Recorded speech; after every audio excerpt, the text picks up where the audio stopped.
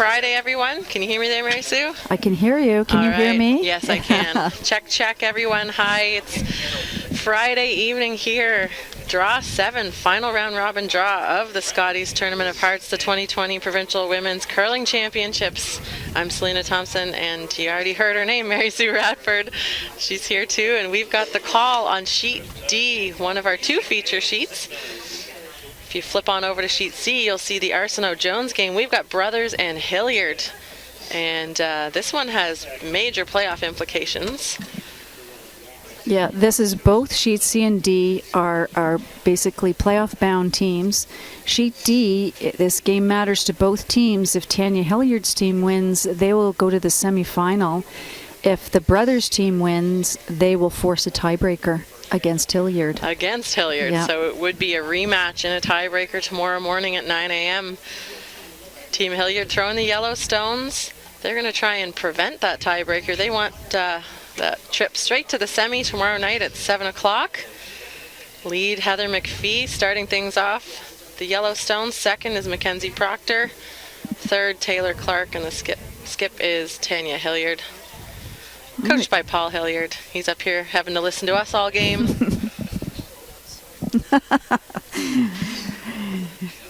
Jen Brine throwing lead rocks for Team Brothers. Nice intern hit by Jen.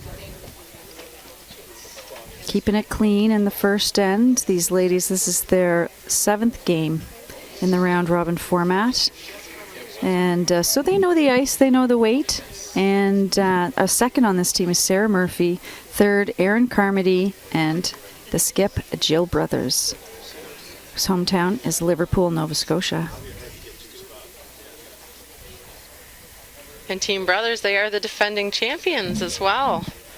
So looking to book their trip through the long way. They need this win, like Mary Sue said, to force a tiebreaker. It would be a rematch tomorrow morning. And any surprises this end so far? Playing it open, both teams? No, just keeping it, not taking any chances yet.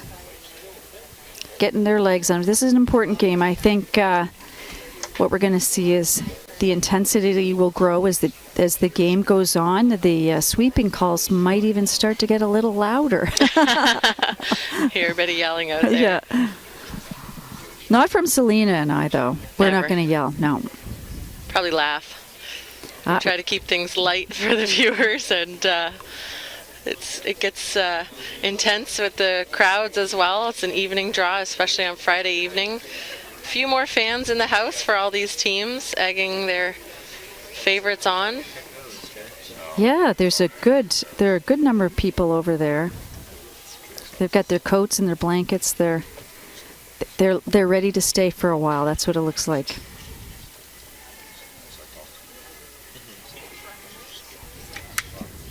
Sarah Murphy getting ready to throw the intern hit.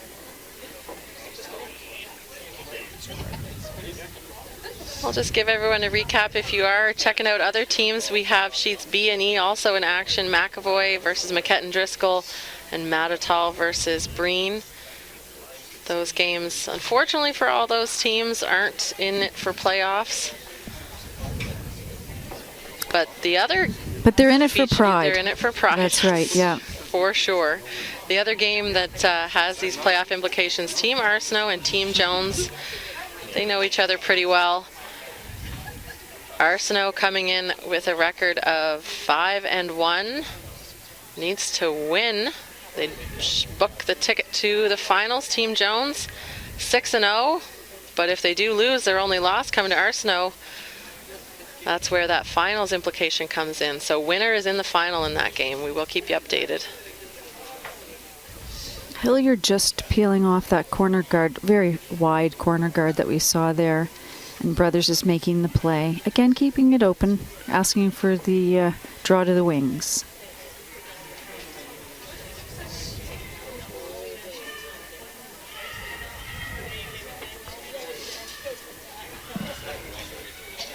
So do you think it's going to be Team Brothers that really starts to put the pressure on, feeling the need to win this game? They have one less life, arguably, than Team Hilliard.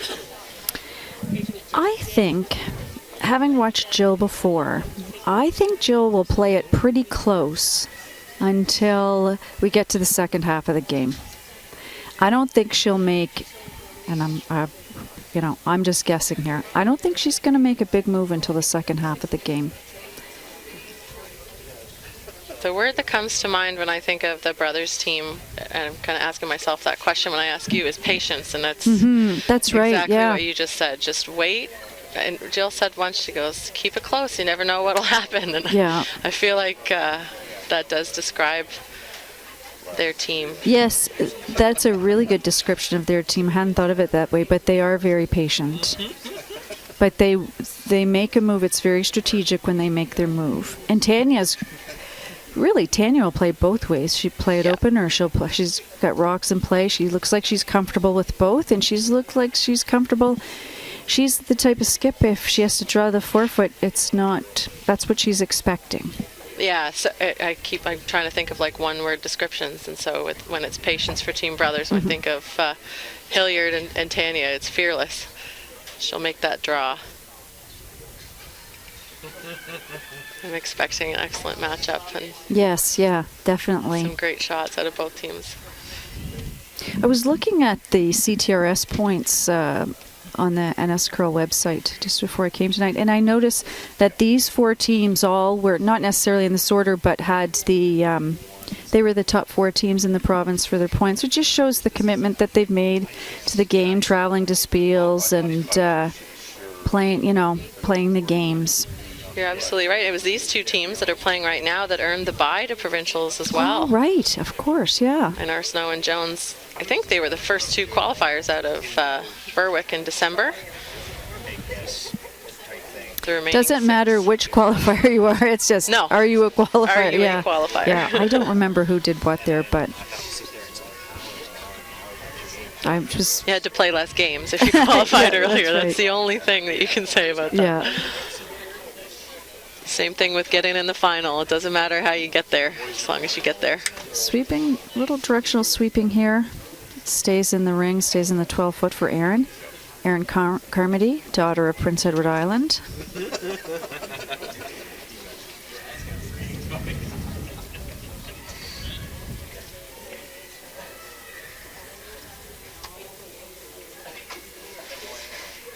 Kenzie and Heather are getting ready to do the sweeping for their skipper.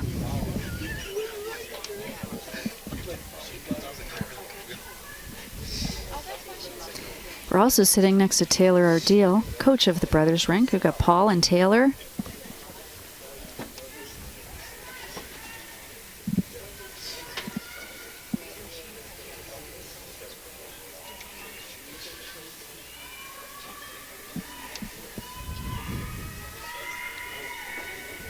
Taylor's yelling. Just a little directional sweep there for the nose hit.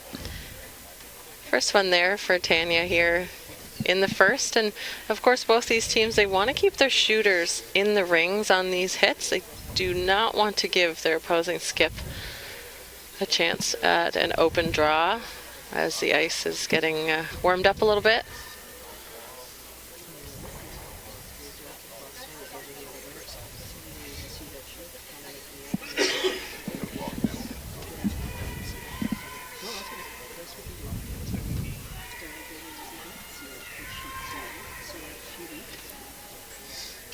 I see one of Jill's sponsors is Mersey Seafoods, and I know from doing audit work in Liverpool before, that is a Liverpool, Nova Scotia company supporting a hometown girl. Perfect.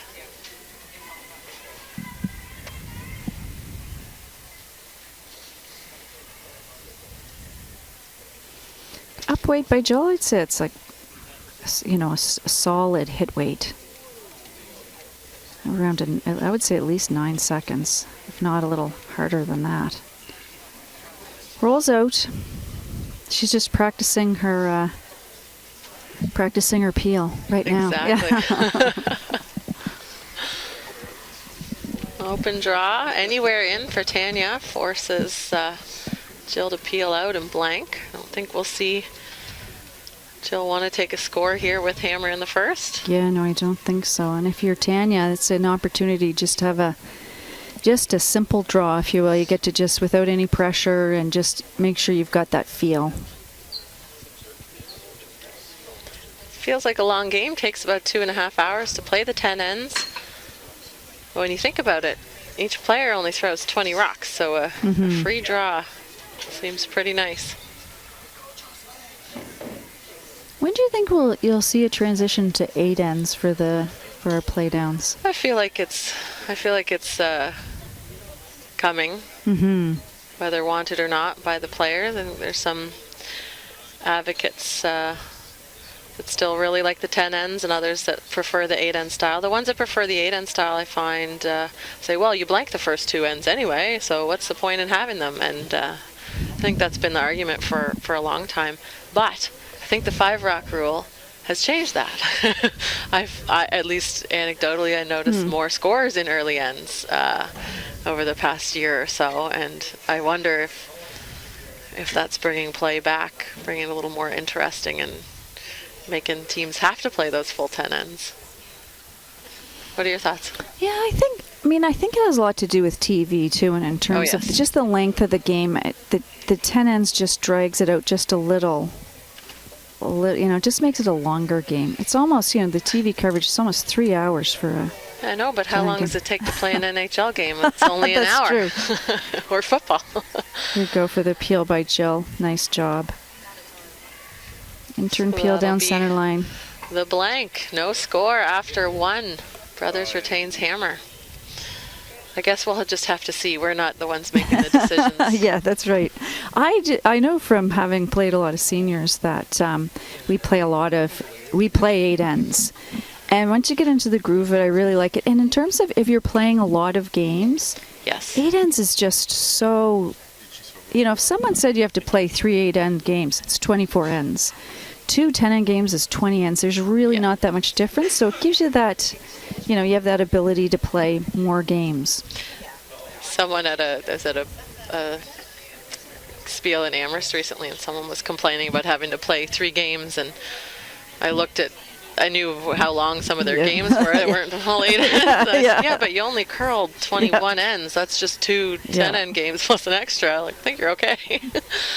But we were talking earlier about the Deloitte Tankard, which is also being hosted concurrently here with the Scotties, and there's a potential for a 3-game day for a team. That's there right. will be 2 tiebreakers tomorrow, and if a team makes it through the first and second, through to the semi tomorrow night, they'll have a 3-game day with 10 ends, and then the final scheduled for morning on Sunday.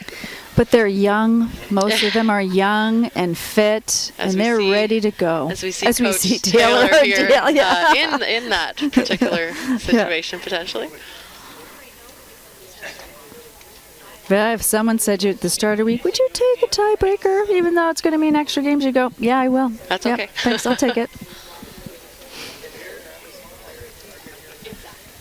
So many hypotheticals. Would you rather be down 1 without, down 1 with versus up 1 without? So that just rolled out of the rings, looking at the overhead monitor. Yeah, I think if our view isn't perfect, Tanya took a look and she called the draw. I don't think she'd leave that there. Still playing a pretty wide open end here for calling the first rock in, and they're just taking their time.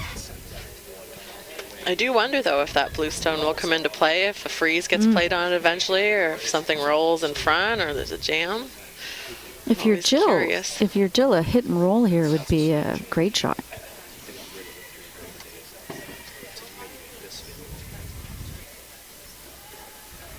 Have you been following the juniors at all?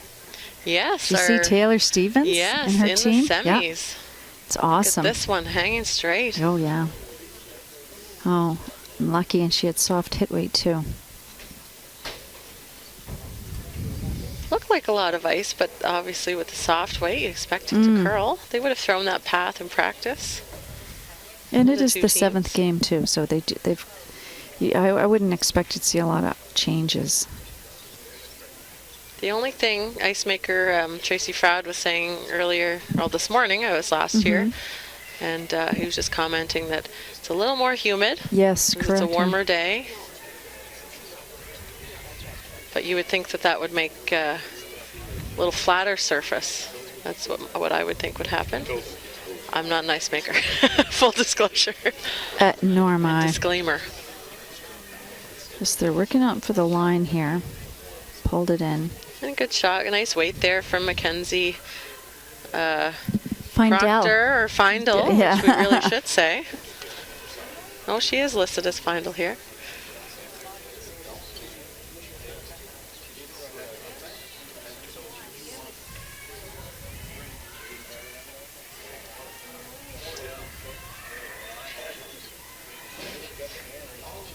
So Sarah's looking for the double on these two yellows. Doesn't look like it'll come up to nose though, so we get a jam.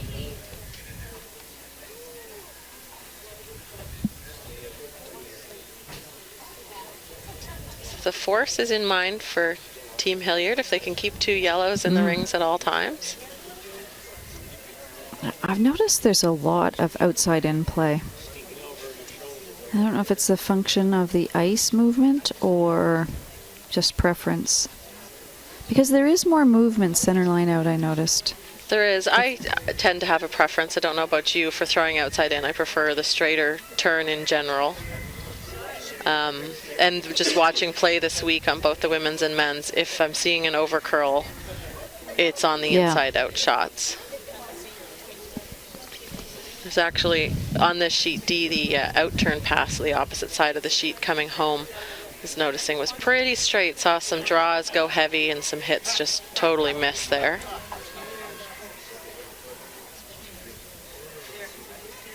Looking for a little roll here. If they can roll in front of the yellow anywhere, complicates things for Team Hilliard. They have to be a little more careful about the angle. It's a good shot by Sarah.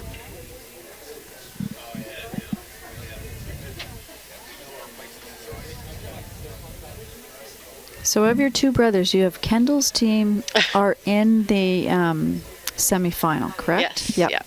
And Stuart is in a tiebreaker. Not the first tiebreaker, but the second tiebreaker. Yes, and that was all determined at this last draw. For the men, they had theirs at 2 o'clock today, and I was working, so I wasn't here to watch, but getting some updates on how things were going. And yeah, they could potentially play each other in the semi. There's a couple teams in the way trying to prevent that from happening. Sweet, trying to Want to stick that shooter. rolling out there, back to where they started. So we had the miss from Team Brothers, and then not a full miss there, but the rollout is what's resulting in the more open house again. We'll probably see a blank again now, won't we? Center line ice for this hit, so just really not a couple inches of ice. And Aaron was really positive on that one. It's riding the line pretty hard. And it does have a lot of rotation too.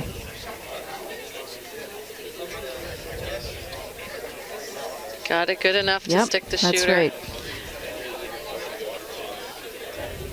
I think it curls pretty hard once it touches the line. And then if I'm remembering correctly, I think straightens out after that. So I've seen a few sweeps overcalled because they looked like they were going crazy after they went in a straight spot, and then they caught another pass. And you don't notice it typically in league play, but when you have these positive rotations that the competitive curlers throw, it gets a little more pronounced. Look at this roll. Yes, nice roll to the wing by Taylor. Shoulder weight. I like all the different body part weight calls. I should start There's quite referring a to variety. it as shoulder weight. Yeah. Well, it's Jill's shoulder. We'll see what Tanya does. For my team, shoulder is normal, like a 9.5. Yeah. That's about, that one looked about normal. Yeah, that looked like shoulder weight.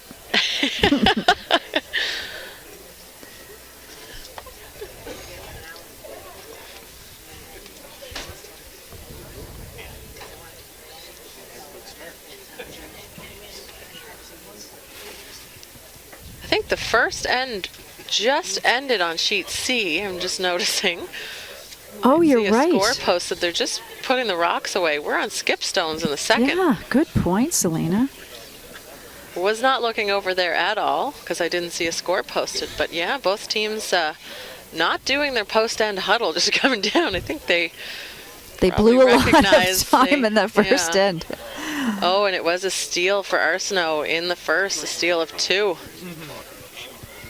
Tanya's got a normal hit weight. Nose hit. Exactly what she called. This is Jill's first rock coming down. She's about to throw. And she wants to stick here. She doesn't want to give Tanya another chance to make, a free draw. So stay in the house, preferably near the wings. It makes the peeling out better. Easier. Unfortunately for Team Brothers, they haven't been able to get anything in front of that blue that's just out at the back 12 or side 12. Yeah, Happy to blank. Yeah, Tanya's been successful at keeping the play on away from there.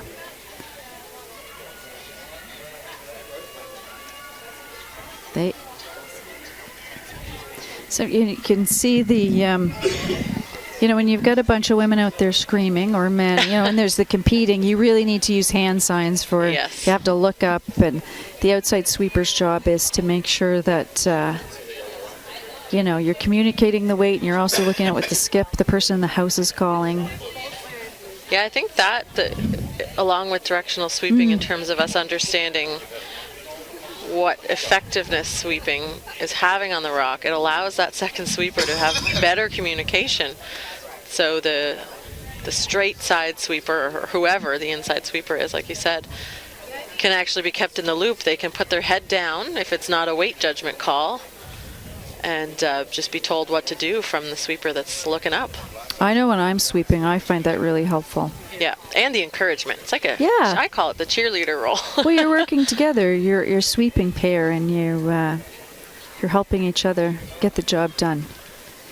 Yep, straight nose hit by Tanya, and Jill's going to play the intern peel. That's about as good as Tanya can expect. Hit on the nose, keeps the thrown stone, the shooter, right in the center of the rings. Have the furthest distance to roll out for Jill. Jill will be throwing a pretty fair amount of up weight here. Maybe ear weight. or top of the head weight, yeah. Well, top of the head weight is almost universally peel weight, so. Yes. Yeah.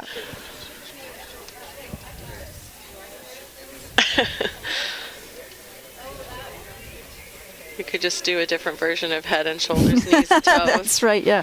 Well, toe weight is usually hack. Straight. No problem there. They'll have a look. Need just making sure you do not want to kick it before the other team, just to be sure. Okay. Maybe it was really maybe obvious. Not. Yeah.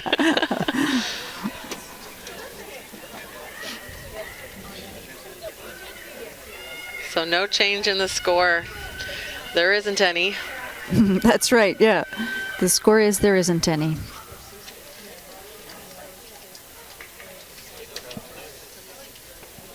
There really isn't, on sheet B with McAvoy and Ketten Driscoll, they're playing the second end, but the first end was blanked. In sheet E, in the first end, Mattatall's team, skipped by Colleen Pinckney, scored 1. And so Breen has the hammer in the second end.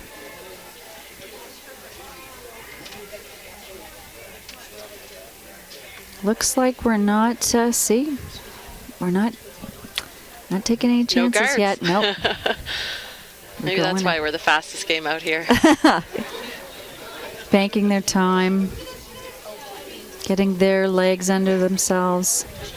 They're just trying to give us a chance to, corner guard. I was going to say, we want to say thank you to our sponsor partner, Kruger Products. Very proud supporter of women's curling.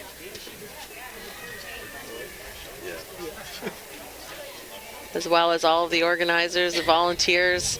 Oh, so many Anyone volunteers. at Dartmouth Curling Club, all the players who've given up their club for the week and hopefully have come out to enjoy some games. Ice making crew. Lynn Burgess, the chair. That's right. Tracy Froude's the head ice maker. And we have all kinds of volunteer timers. We have our wonderful officials who freeze their butts off out in the ice shed and do the measures and make sure everything runs smoothly. So thank you. Yeah, spend a lot of time at the curling club. I guess you have to love curling. Yeah. I think we understand.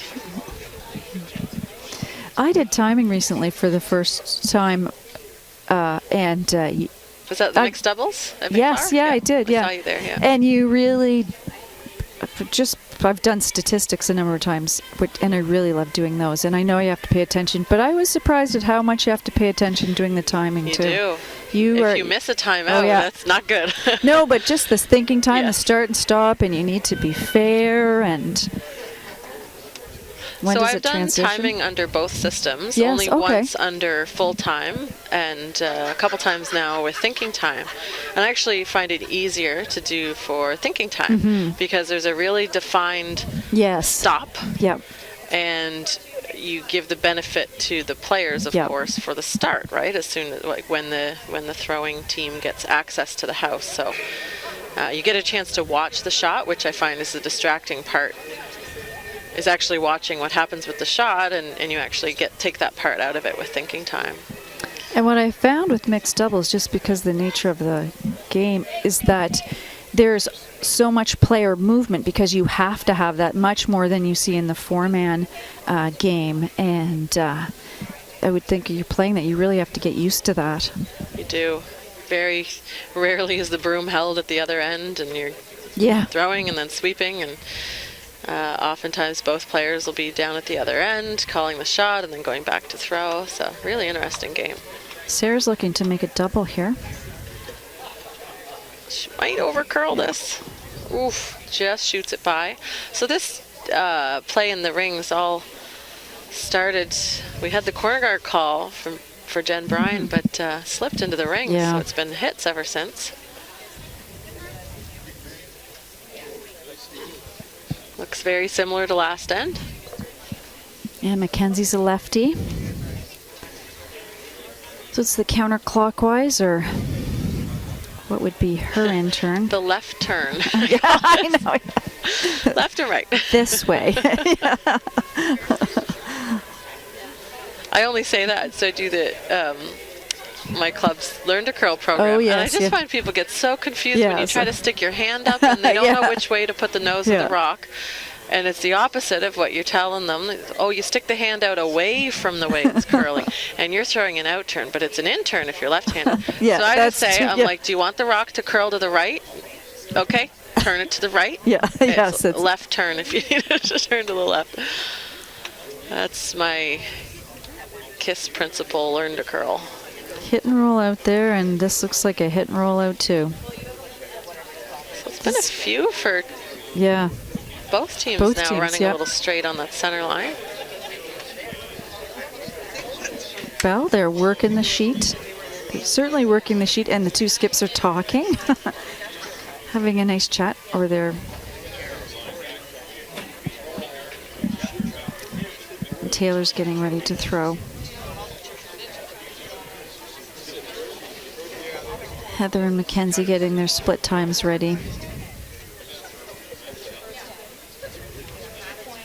So we don't see all sweepers or all teams use the split times, but I think a lot are still taking them, not necessarily relying on them, but using them as a check against the visual. I don't know if that's what you do or... Yeah, I like the hog to hog personally. If I want feedback on my draw, I like the hog to hog time. I do splits for others, but when I'm sweeping, I like to be the eyeball person. Yeah, I'll take the split eyeball and compare it. I don't even look at it when I'm about to sweep it. I look at it afterwards. Yeah, that's the exact same as me. Not that I skip now, so I'm not sweeping as often, but as a sweeper, I love to check it against my visual. And in the house, just like you said, I like the hog to hog because you can get a feel for how the ice is running, how it's changing, and as a thrower, how you compare to everybody else. And there's less variability in the hog to hog too than in the split, where if you just You mean when someone kicks out with nothing and adds? yeah, or they kill kicks it out with a lot and then pulls pull. back? Yeah.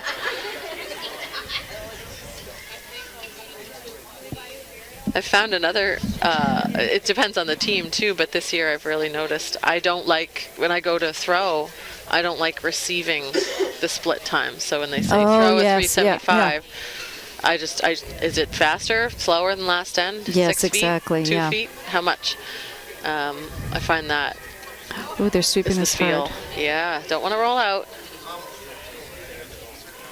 At the back of the house, and they roll out.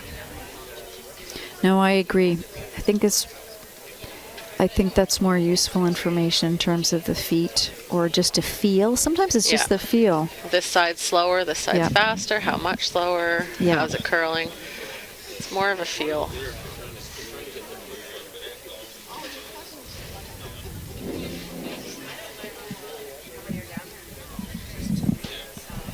There's a pile of rocks on sheet B. McAvoy, McKett, and Driscoll. And they all belong, I think there's sitting 4 belonging to McKett and Driscoll, who has hammer with 1 shot remaining for each. So it might be a big score in the second there. We'll keep you updated. And Aaron is heavy. Rue. Yep. Well, they're doing the hit drill. That's what I would call this. Hit draw. At the end of this end, they'll have her all. I predict that at the end of this end, they're going to go. Someone's going to go. In the 4th? Yep.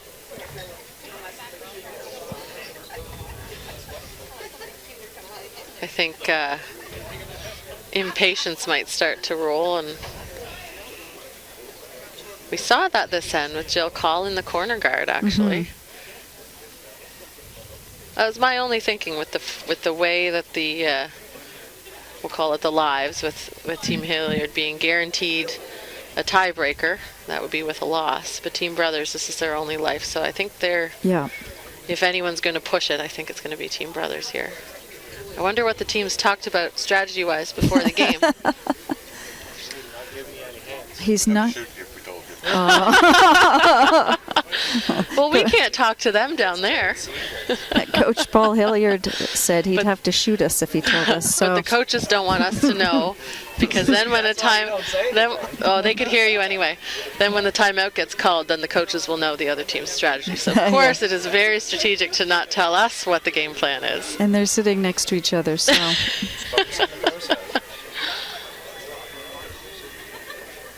See, Taylor said focus on the process. That sounds like patience to me. Yeah. Not concerned about tomorrow, just concerned about today. Yep. Yeah. Game by game.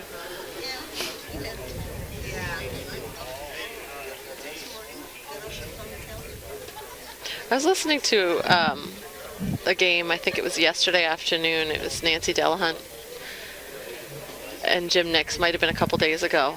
And Jim was asking about looking into future games and things like that, and Nancy was saying, oh yeah, we would never tell Colleen who we were playing next. No. I didn't know that. Nope, she would never know. I don't. In today's world, I don't know how you don't know who you play, but there's not. I guess in the early 2000s, no, it's little less so digital. Although even at the seniors at Canadians, she didn't know who we were playing. But it used to be previously, like it was in very intentional, sort of top secret. You couldn't talk about it. So sometimes she'd learn incidentally, and it didn't, it didn't matter. But she really she doesn't study the draw or anything like that. It was funny because a couple mornings ago we were just I was getting water before a game in the morning, and I saw Colleen. I said, "Oh, who are you playing?" Because I didn't know, and she just goes, "Oh, I don't know." And I thought that was funny, and then I heard she the really comment doesn't from know. Nancy. Yeah. Oh, she really didn't know. No, she really doesn't know. I thought that was so funny. But you don't. It is a good point Taylor makes. It's not super helpful. unless you find it extremely helpful to look into the future and say, okay, we can win this, lose. Like, you have to try and win every game, try your best, because Yeah. you don't know what's going to happen. You can only control I think the when now. Yeah, and in a round robin, when you're playing everyone, right? So it's at some point you're going to play someone. But I do like to know if I'm playing a team and I have a certain style of play or a turn that I want them to play. I do like to be prepared for that. But That's generally, a big part of yeah, stats yeah, and scouting lately. yeah. And has been for a long time. I shouldn't just say lately. Here's Jill's hit. We all know what shots people like to play. Does she roll out? Yes. And she rolls out. And we've got, ladies and gentlemen, we have a blank end. Surprise. That's all right. I don't think we're very surprised. We talked about this at the start. Yeah. We're just waiting to see who's going to push it. We're going to see if this is the end. And it was a big score of 4 for Mary McKetton-Driscoll in the second. Julie McAvoy played a hit, tried to make a double to sit in front of the mess, but she actually hit it a little thin, and the shooter rolled up, left McKetton-Driscoll sitting 3, and she just drew for the 4th. Oh, And in the Matatal Breen game, 2 ends completed. Breen leads 2-1. Matatal with hammer in the 3rd. you know, pretty sure I'm wrong. I think Tanya's asked for it in the rings. I mean, obviously the team knows what they want to play. We may not always see what the skip calls because they've decided before the end starts what they're going to play, but this is in the rings. I know. If only they would just I was wrong. tell us. That one's a little off center. There we go. There's the corner guard call. Sometimes the team with hammer, with this 5-rock rule, will play into the rings on the first hit and wait till the second leads stone. With the delayed corner guard. The delayed corner. That's exactly the phrase. I think that's one of the things that some teams have figured with the 5-rock rule is we can postpone, almost like the 10-end game, blanking the first 2 ends. That's delaying the corner guard, delaying rocks in the rings for the team without hammer. One thing I think you need to, in your game plan has to be when I have hammer, how am I going to score? It's all about scoring your 2 or more, hopefully, but, be very happy with 2. How do I make sure that scoring zone doesn't get too closed down, too tight?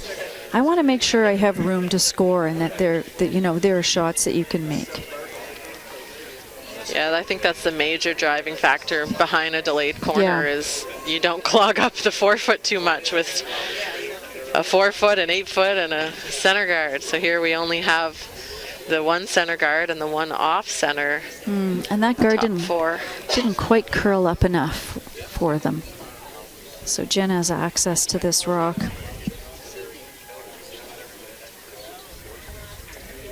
The draw is kind of choked up. It's foot weight. Nope. Hit weight. Hip. Sorry.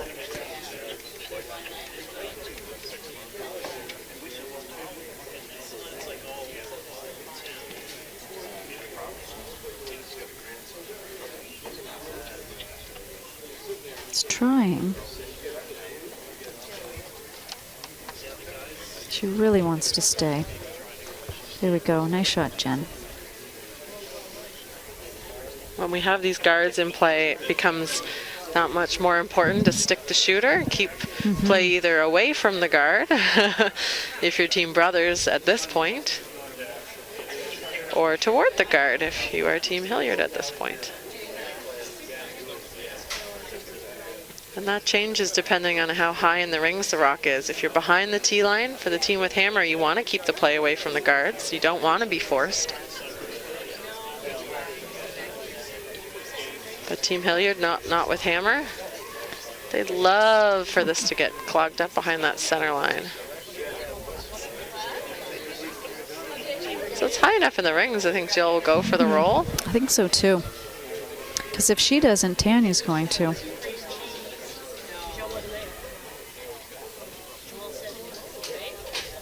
So it's 2 rocks higher and enough room to roll to the center. And if you get it real thin, you could roll big behind the corner as well. But that's a line decision. Doesn't look like it's going to be coming up that much at this point. And they are playing for the over curl for the roll. The outside in Oh, this over will curl. be the big roll. Yeah. Now they want it to sit. That took off. It did, didn't it? Yeah. Seem too panicked. I don't think it's buried by anything or any portion of it. Although Mackenzie's in the other hack, so maybe. Maybe she can't see it. Well, Tanya's calling the upweight hit, so I would assume she can see the whole thing. I think this is the widest. Oh no, we saw a bit of this in the second end. There were some rocks over there. I think they've really been covering the whole sheet, and so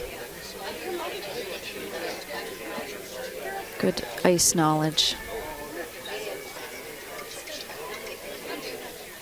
Oh, and she just rolled out. It gives, I think, regardless of where that rock went, I think if it was going to be back 12 foot, I think Jills would have just ignored it. Yeah. You know, They're just happy that it's out. But yes, it wouldn't have exactly. changed the call. Yeah. So with that corner guard, I think that's pretty choked off with this slightly higher center. So Sarah's going to come around the center guard.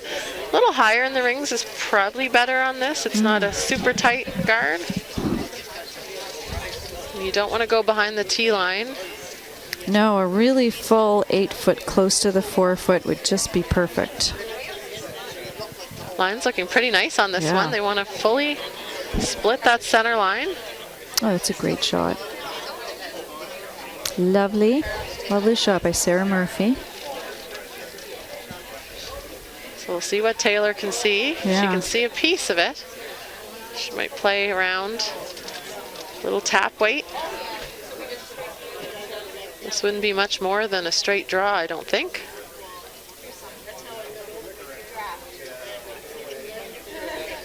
If this were a foot or two higher, do you think we'd see the run back? Yeah, I was wondering that. There's a bit of distance for the run back, but And this is pretty aggressive. If you ever roll off, yeah. you may give up two.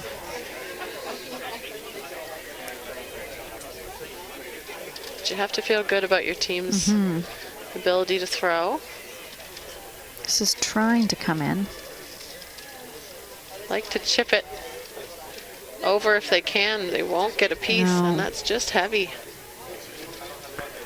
Yes. That's that out-turn path I mentioned earlier. I don't know if Taylor just threw it heavy or if indeed ran a little straight, but Sarah's came up nicely there. So I think that one largely was weight.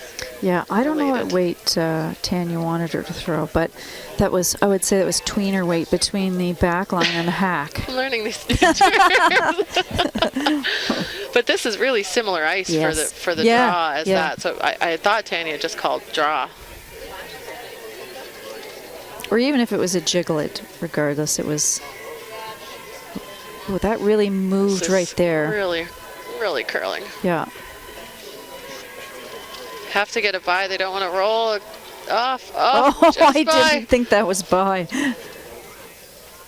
Great sweep. Yeah, that was lovely. Yeah. So no choice now. Yes. The run back. Yeah. Well, Taylor Clark throws a beautiful hit, so.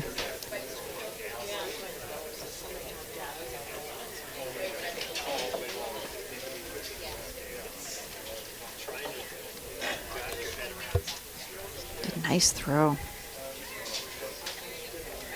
I don't think that's going to come up. This is enough, just but- backing up off the line. Yeah, I know. I loved how she threw that.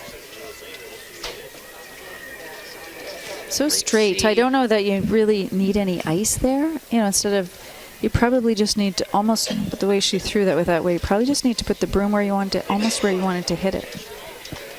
Yeah, my worry would be that if you start it on the line, it's going to cross hard. I know, yeah. And then you put the broom just outside the line and it just hangs. Jill And it- really is, I think, I'm not sure if she's playing a jiggle or if she's playing a straight guard. Well, yeah, you normally don't see the team with hammer. Kind of a center guard. yeah. There are instances where it's a good call. This might be one of them. This one is not coming up as much as the draw, though. Because you could have thrown back line and made those rocks move a bit instead of trying not to group them so much. Because there are a couple doubles there. But, if at the end of the day you're trying to score 2, but still, I think you wouldn't. I'm not sure. Wouldn't want them so close together, Yeah. that's for sure. We do know what Tanya wants to do here. She wants to hit and remove rocks. She's Probably looking at a hit weight. yeah, double on those top 2. To make the double, the shooter will stay out front as well. No real chance to roll to a good spot. Oh, yeah. But they'll be happy to get out of this with just giving up 1 or 2. Force would be wonderful at this point for Team Hilliard.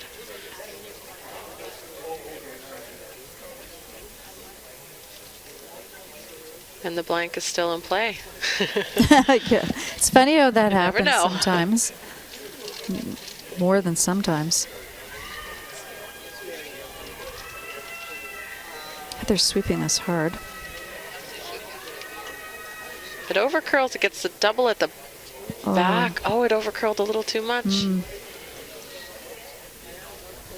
There still is a double set up. So Jill has to figure out what she's going to do with that. Is she going to leave it as it is, or Yeah, my worry is if she leaves that as is and draws to sit elsewhere, the double's made and it's starting to congest the 4-foot area. wonder Or if you not starting to, it does. I wonder what you could do if you hit the yellow. I would only hit the yellow if I thought that I could get some movement off the blue.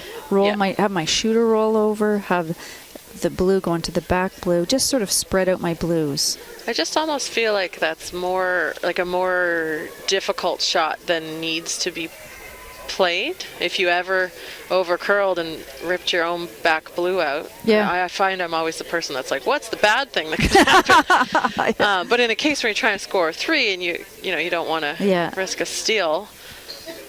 Well, the other thing is if you keep your shooter up in the top 8 foot, which would be to your advantage. They're talking about a split on the blues. The only thing with that is then you leave your shooter over to the side and leave a double that Tanya can roll buried if you leave your shooter kind of high in the 4-foot area.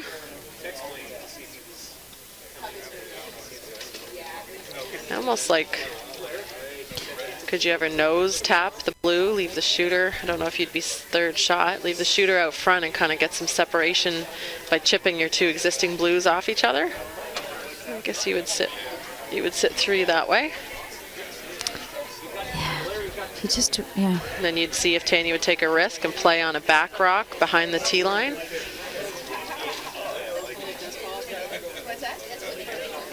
Don't be surprised if they might want to take a timeout, but they're not going to. No, she's playing. I think she's playing the.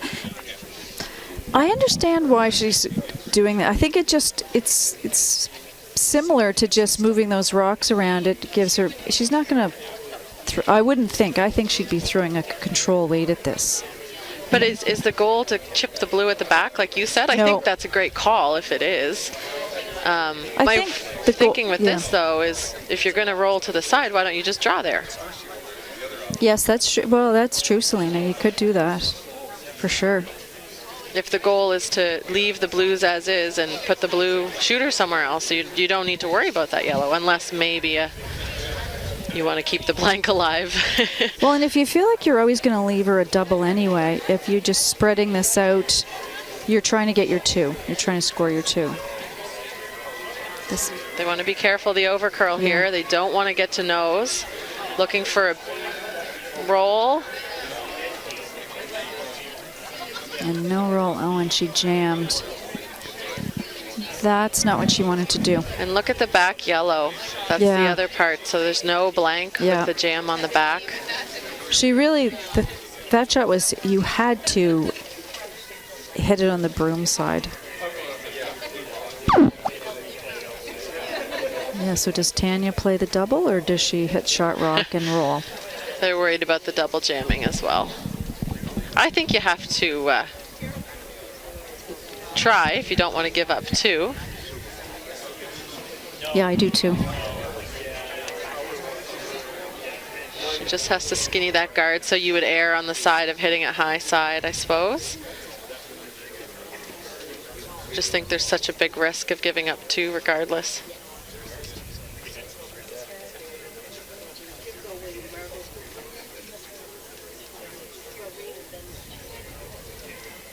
Still thinking about that last I shot. know, me too, yeah.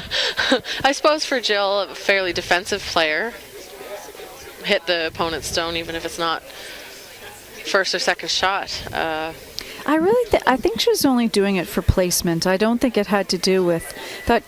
It I accomplished agree. the same thing. So draw. But, yeah, so she had to hit. She had to hit the broom side of it. You couldn't over curl there. So Tanya, her last shot here in the 4th would have watched Jill's come down. And iced off that. Hers has to curl a little more to make this double.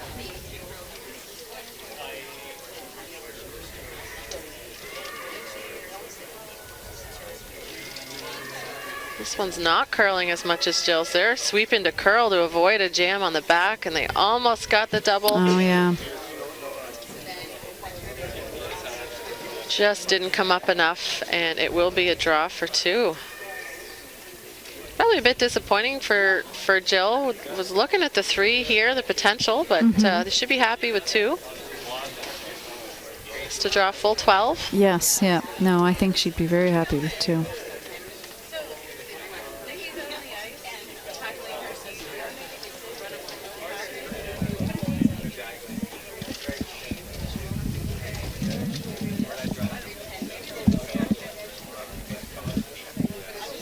I'm sure their time clocks, I'm sure they have very good time there. Well ahead of most other games out there. The timer's in the way. Can't see his time clock. If he would just move. They need to sweep this. It's got to get there. Yeah. They sweep. They also have a little bit of a line issue, but oh, and it'll be enough. She should thank her sweepers. Thank you, sweepers. Don't forget to say that. I'm sure. Yeah. Yeah. Probably also talking about the time. There, Yeah. I saw it. Jill threw it, but she said, "Great shot" to the sweepers. There we go. So good enough for 2. Yeah, good end. They scored there too. Now I'm sure we're going to see this 5th end. I'm sure Tanya's going to. She's got hammer. It's her first time with hammer this game, isn't it? It is. Yep. Brothers has blanked 1, 2, and 3. Scored 2 in the 4th. If you tuned in and you don't know what you're watching, this is the 2020 Scotties Tournament of Hearts, the Provincial Women's Curling Championships for Nova Scotia. I'm Selena Thompson, and Mary Sue Radford is here with me. Thanks for joining. We're having a good time. We're watching a game that matters. If Tanya Hilliard's team wins, they go to the semifinal. If Jill Brothers' team wins, they take Tanya Hilliard's team to a tiebreaker. We're at the Dartmouth Curling Club on Canal Street. I was just thinking, how long has Dartmouth Curling Club been here? And I look at the sign that says Dartmouth Curling Club, 1936. They tell you. Yeah. Well, Right Halifax Curling Club, you know how it is. They're the 1824. The sheets Yes. are named after numbered after the. I'm playing year on the sheet club. 2. Sheet 3? I know, Yeah, sheet 2. I know. Yep, so Jill calls the rock in the rings, and Tanya's asking for a corner guard. I like it here at Dartmouth, A through E. Yeah, yeah. Although for this championship, sheet A is spectator seating, so we That's only right. have B through E. We have maintained pretty much the same number of spectators that started at the start, so they have their hats and blankets. Keeners, family, friends, coming down on a Friday night to cheer on They're special people. Now, Selena, what are you going to do with your brothers? Are you going to come and watch every game? You want to know the truth? Yes, I want to know the truth. You going away for the weekend? No.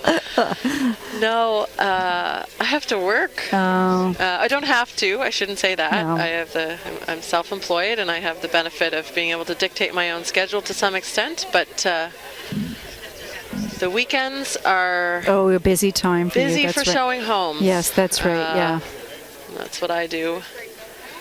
So Trust a curler Some with more your house, Trust a Curler. Selena Thompson. not a sponsor of the event. No, but I'm just Kruger. reading an advertising ice sign shed, yes. in the ice shed, so I Yes. think that's legitimate.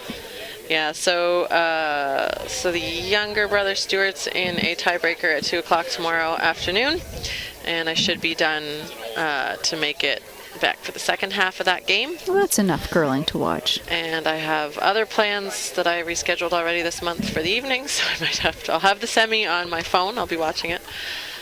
And I have another commitment on Sunday morning for the final. But I'll be here for the women's final. Well, there you go. Nice freeze by Heather McPhee. Very nice. So I don't know. Yeah, I guess I'll get to see half a game in person. That could be enough. It's Team Jamie Murphy in the final on Sunday morning at 9 a.m. They always have a good crowd out. Top team after the round robin, just a single loss. Jill's asked for a guard here. She's sitting shot rock. Tanya's sitting on top of it. So she's going to play the guard game. That's funny in this case, so we get through 4 ends. We're almost halfway through the game. First 3 are blanked. First score was a score of 2, and then you tend to see the reaction after that, right? The team down, so Team Hilliard down 2, happy to score 2 points if possible here. They could have blanked as well. They could have gone for the blank and played the end out, but they kept rocks in play and looking for a chance here. Couple guards. Yeah, they're looking to open this up so they can get access to that to their frozen rock. If Mackenzie can get almost to the nose of this and may be able to get action, just not. That's a good shot.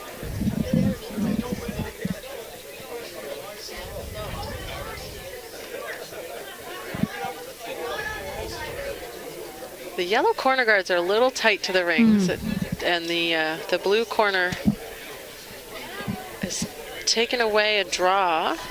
Yeah, it does remove that out-turn draw, but those yellow rocks are close enough for Tanya to use. Yeah, they're lined up, kind of aiming at the button area, aren't they?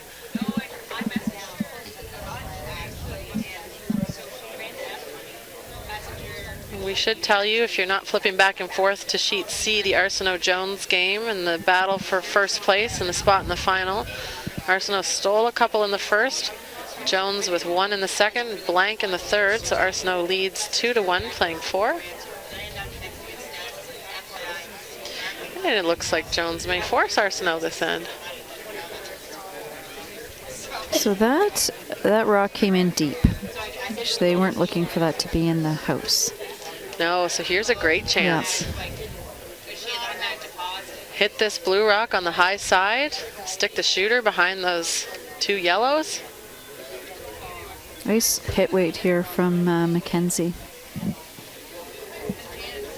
This is going to be close. Yep. Taylor's sweeping to get it to curl. Watch the roll. And the roll. And those blues are out of there. Yeah. One just nibbling on the edge. That's That could come into play. the deep guard. Ouch. But Jill has the opportunity to play the hit and roll here.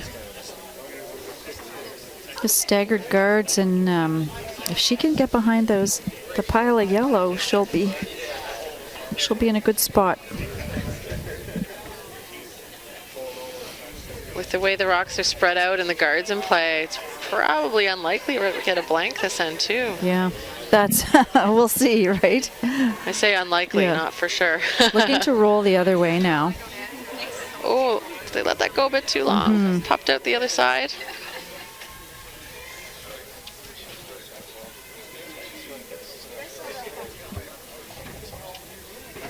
So Tanya seems to think that Taylor can get an inside roll behind the guard. Just needs to roll about a half rock.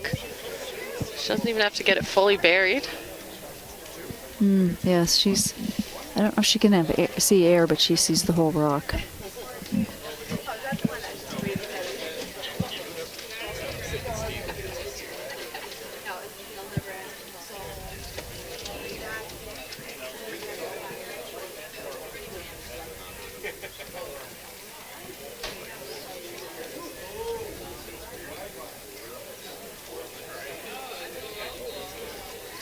So they want to stick this shooter behind the guard, a little roll.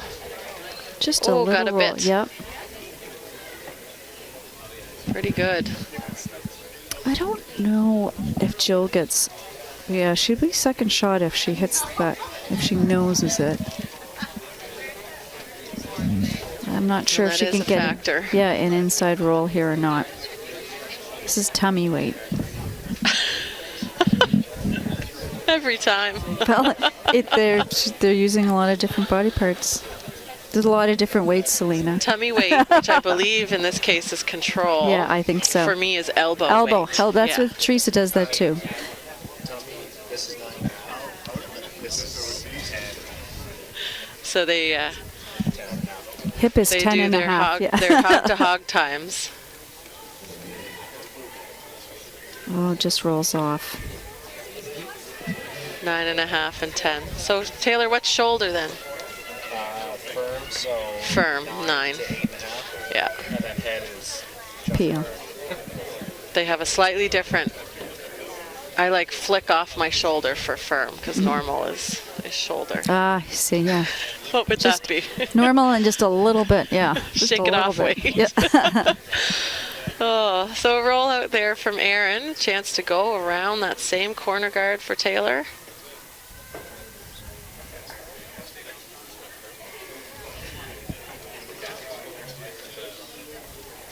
She's got a lot of room still. By the guard by over a rock. Yeah. So the sweepers will try and take it deep, or sweeper as Heather McPhee takes it.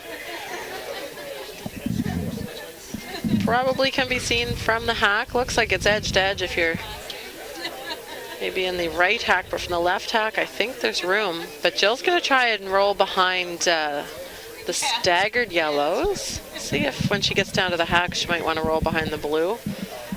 I don't know if it's an easier roll. It's definitely a less steep roll. Either one's good. She doesn't want to leave it right there. That's right.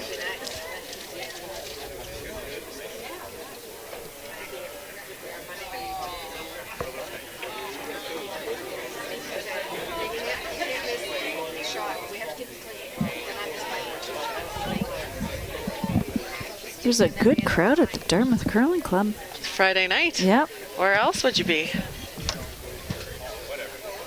Hopefully some of you are at home watching this. Yeah, it's not just. Good plug for for 360 Live, yes. powered by Bell 5, who's bringing this broadcast to you. I'm sweeping this hard for line. Really hard. Got to get by the guard here. So hard. They were swimming. Oh. Ooh, watch the shooter. Oh. Just missed. Yeah.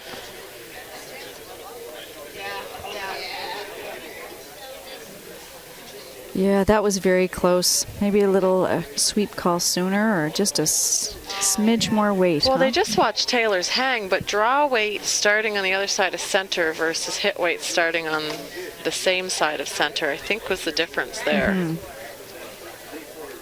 Unless Jill turned it over, but I don't think she does that too often. I think I wouldn't mind a little. Wouldn't be quite a Christmas tree, but just to over curl that one a bit and Little bump and 12 roll. or just I think I like 12 foot here. Back 12? No, I like top 12. Oh, not making contact. Yep. Yep. staggered. Oh, I see. Staggered in Yep. front. You could, Yep. yeah, you could bump and flop behind the guard and bump the Yeah, no, I the like. shot stone, but I think you're grouping them then.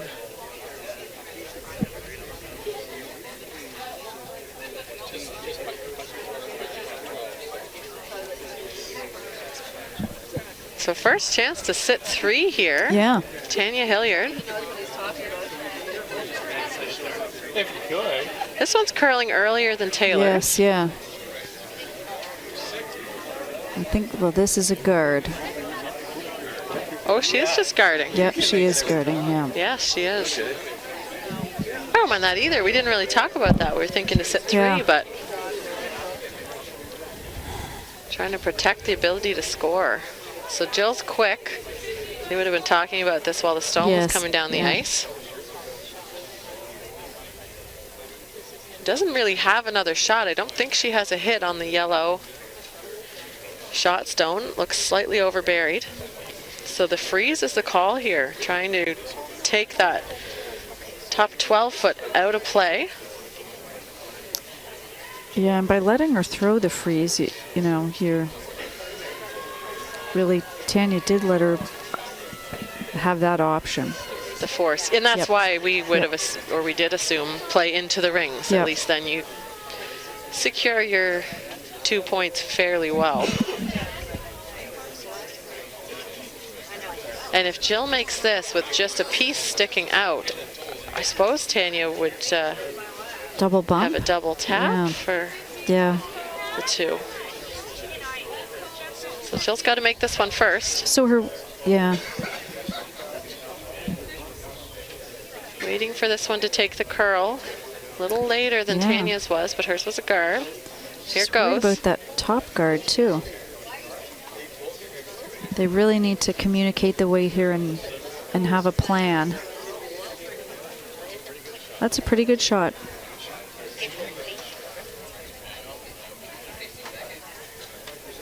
Who is shot stone? Looking at the monitor, I would say yellow. And can you get by with soft hit weight? Yeah. That's what they're talking about, and that's what the call is.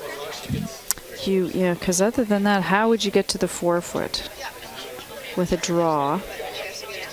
Well, I think this is for 3. I Yes, think you yep. can get to Yep. even the nose or slightly past the nose. The yellow has a little bit of room. It can be bumped. Enough weight to make sure the blue leaves the rings. Hack weight would do this, I think. And we're getting, actually, this is the last shot before, as we see the coaches getting their coats on, it is the last shot before the 5th end. A big chance here for Tanya Hilliard, trying to make a delicate little hit here for 3.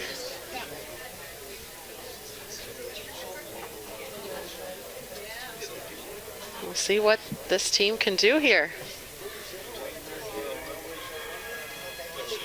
Kenzie gives a weight call with her hand. They're sweeping hard for line. Crossing the line pretty hard Yeah. right now. Will they get it by that guard? Oh, No. it's on the front. So we'll have a look. Was it a force? Called it pretty quick. We think it's a force. Yes. We think it's a score of 2-1 Brothers. After 5, we're going to take a 5-minute break, and we will be back here at the Dartmouth Curling Club for the second half.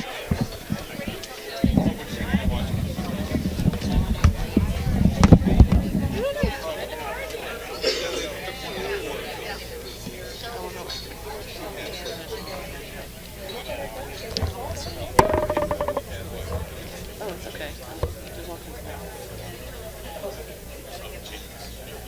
I would have so played in the rings. I wouldn't have played after.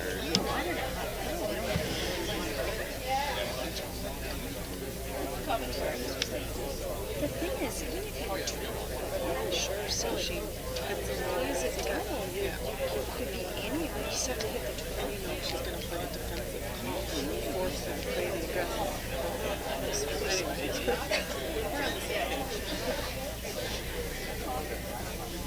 That didn't even occur to me. No, me neither. Like, I don't even know if that's an aggressive or it's like a defensive call. You're protecting your 2, but you're getting yourself forced. She did have a shot, technically, I guess. Isn't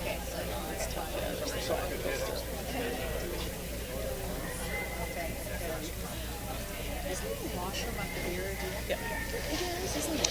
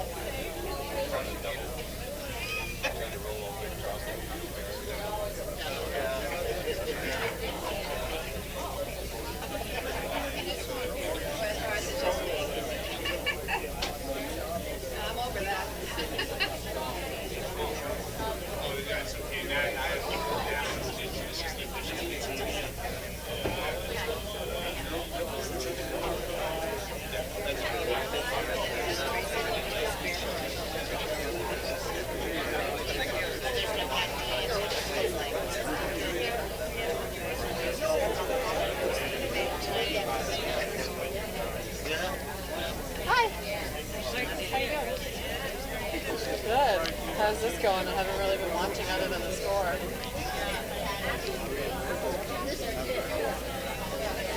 What does that mean?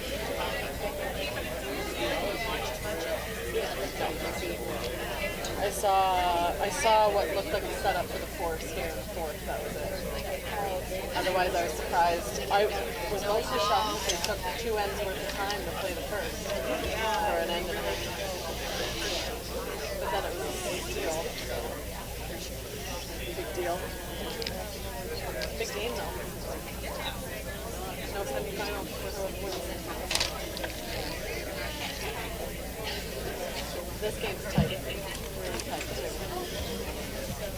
Lack of scoring, lack of left. Hilliard, if Brothers wins, it goes to a tiebreaker, and Hilliard wins up between them.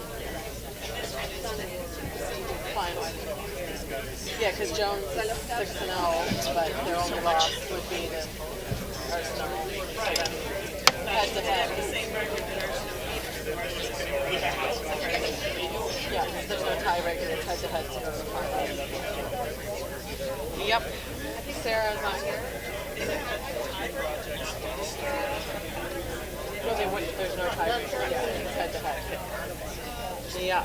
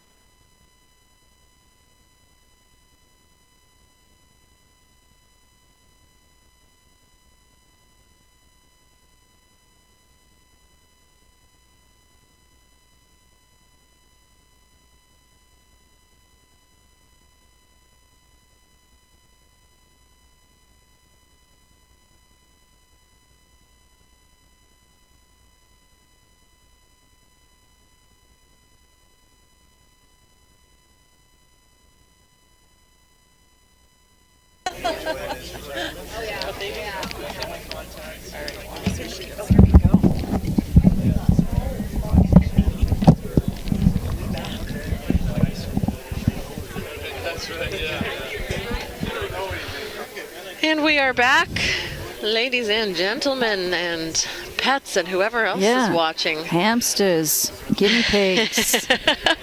Sheet D, Shout Brothers, Hilliard. Yeah. Speaking of animals, a shout out to Apollo. I hope he's watching. Okay, we're going for it. Tanya Hilliard has thrown up the halfway guard. So 1 point contest, and this is important for playoffs for both these teams. We mentioned before, we should reintroduce ourselves too. Selena Thompson along with Mary Sue Radford. Team Hilliard down a single. They had a chance for 3. Ended up only getting the 1 in the 5th, down 1 without. 5 ends to come, and this is for a spot potentially in the semis. Team Hilliard would be, with a win, would go straight to the semifinals tomorrow at 7 p.m. Hoping to make it to the finals on Sunday at 2:30 against the winner on sheet C, Arsenault or Jones. And Team Brothers, they need to win to force a tiebreaker, a rematch of this game, and that would be tomorrow at 2 o'clock. Team Hilliard coming in with a record of 4-2. So a loss would bring them to 4-3, and Brothers coming in with a record of 3-3. Of course, a win would take them to that same 4-3 record. Had a nice, so far nice draws. This draw by Jen Bryan, and Heather's coming down. Heather McPhee's rock just freezing right on top of it. They're in the top 8 foot.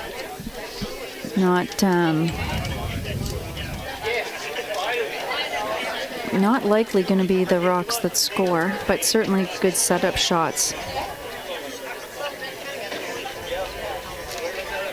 Brothers team figuring what they're going to play. They're going to draw the open side. Just the 1 center guard for Team Hilliard. If they wanted to go really hard to steal, I suspect they would have put a second one in play. But of course that gives Team Brothers a chance to put 2 in the rings before Hilliard's 1. But here you see the play to the open side of the sheet. And Jill did ask for it behind the tee line, but it is going to be short of that. They need to get this past that other blue stone. They don't want to leave it high and leave it double on the blues. And it is a little high. It is a little, yeah. You see the double called there. Don't know that that second blue has to be removed, but getting it off that center line and out of shot position would be ideal. And leaving the yellow shooter in the rings. This is Mackenzie Feindl.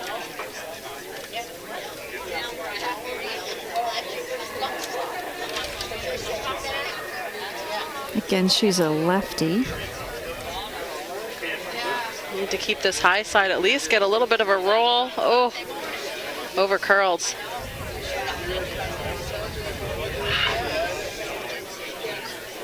Now those yellows are flat.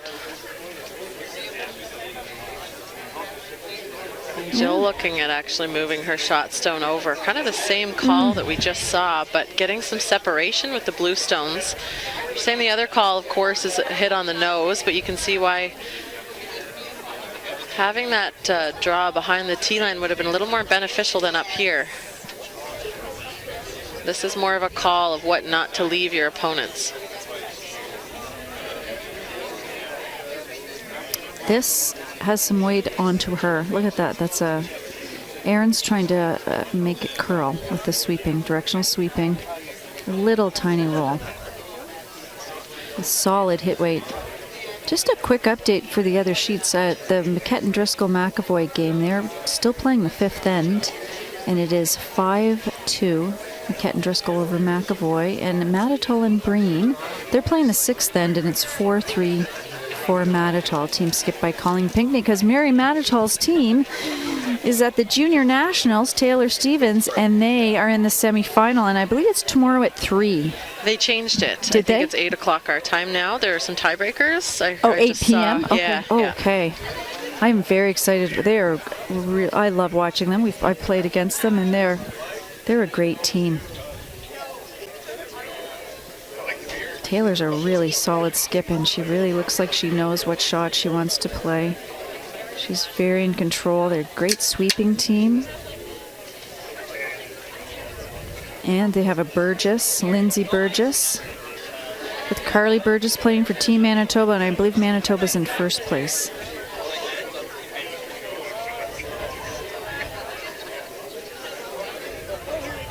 So they're still trying to decide here. Jill's still trying to figure out what should she do here. It's steep for a double on the yellows. I think, though, could you ever play it I don't see how just this. kind of dislodge the yellow-blue situation? Yeah.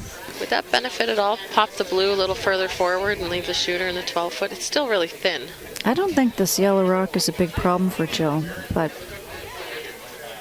It is a problem if she wants to blank. yeah, I think the blank opportunity is not a great one right now. So this is interesting. Yeah, Yeah. I think, yeah.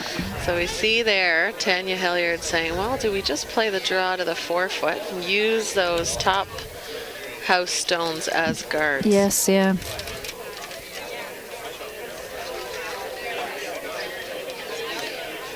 We know that they're going to be playing around this center line, and I know that's why you were questioning why that side yellow stone is of interest to Jill. Left the center guard out there, so this is a pretty key shot. If nothing else, this is to force Team Brothers to the single.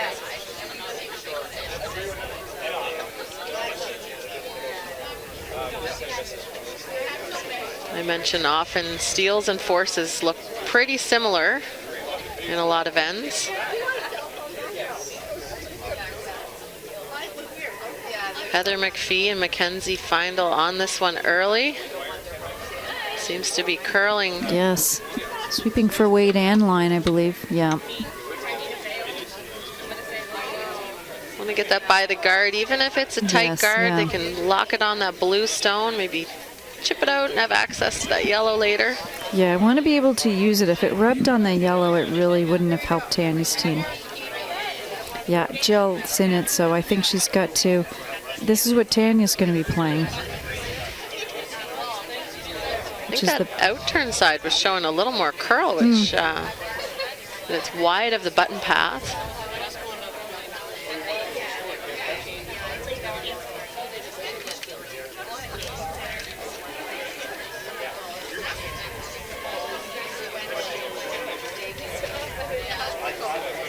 Looking at making a play on their own. Pop that yellow out.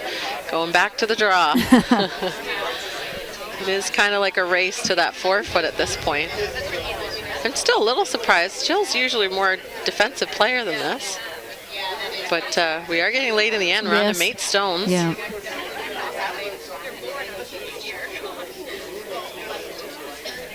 And managing the ends in the second half of the game. Managing your scoreboard.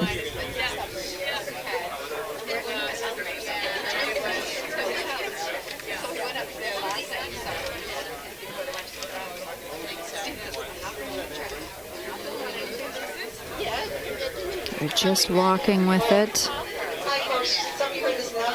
Just a reminder for tomorrow Looks like morning. pretty good weight. Yes. There's no parking across the street where the market is. The market will be opened. So unfortunately, tomorrow night around 7 draw, you're fine. But for the 9 and 2 o'clock draws, please don't park in their parking lot. Thank you. So we had this brief interruption. If you are coming out to Dartmouth Curling Club tomorrow, parking, pay attention. You can't park across the street in the market parking lot until the evening draw. You'll get in trouble. I don't know what they'll do actually, but Yeah, you don't want to find out. don't test it. No, that's right. You can walk a little bit. Save the close spaces for people who need it. All right, back to the game. It's a little Sweeping deep there is- from Aaron, but Yeah. look at this one. Will they get it by? Looks light. Light on both there from Taylor. Shooter rolls open though, so that's Yeah, they a good sweep. thing about that. Yeah, the sweepers worked hard on that.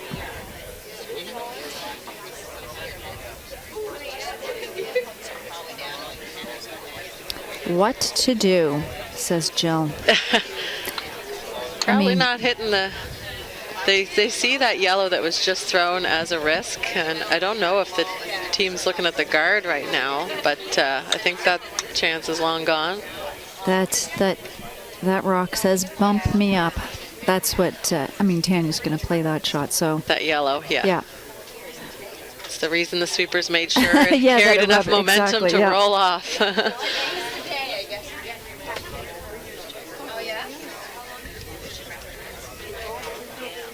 So they're looking at a hit and Yeah. roll. Do you throw a guard? Do you throw a hit and roll? Do you play the out turn draw in? Jill's saying if we play that, then they just draw, but then there's only one yellow, not two in the way.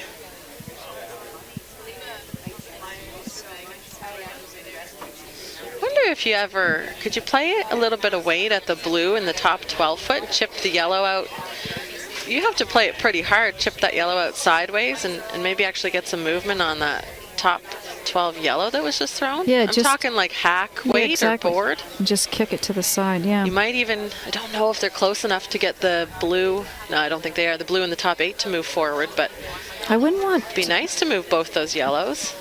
Yeah, You can almost play control. I'd be afraid of bumping my number. I think it has a number 1 on it. The number 1 blue to behind the T line.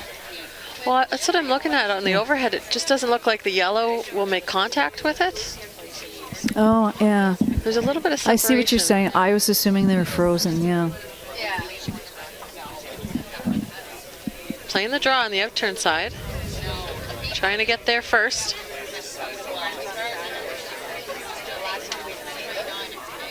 But I think Tanya is going to be throwing that in-turn raise Yeah. regardless. Unless this one forms a pocket at the back 4 foot. This is Aaron's second shot. Last of the mate stones. You notice Aaron is she throws her rocks and then does the sweeping, and Sarah goes in the house with Jill. They're really sweeping this for line.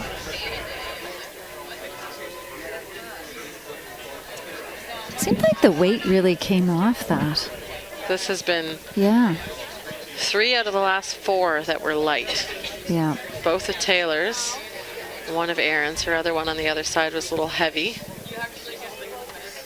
So here's the tap call. Oh, I wish we could have seen that.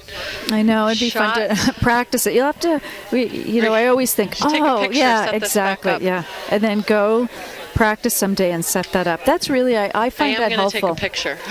That's a good idea. I do that sometimes with the drag effect, 'cause sometimes find that tricky. Well, yeah, and the drag is hard because it depends on ice conditions, how close the rocks are and how much Yeah. weight you throw. But if it were to drag at all, it would be going toward the opposite side of where the stone, Yeah, opposite side of the sheet from where the stone is thrown. I just think there's enough separation, it might not even touch it. Anyway, here's they didn't play it. yeah. Here's the tap. She would just be wanting to throw back 4 foot weight. Sweeping for line and weight, I believe. Taking off now. They Yeah. don't want to go across the face. They No. want nose at worst. It's at nose now. Can they get shot out of this? Or a second shot. No, they didn't. And that was not enough weight for the tap. Didn't seem too concerned about line. I think you have a good point about the weight coming down here. Yeah, we've seen it rock after rock here. So as we say it might dicey for Team Brothers, but they are sitting 2. And we have Yeah. they have 2 rocks to throw, so Jill's better looking- position now than last shot. I do think she's throwing the guard here.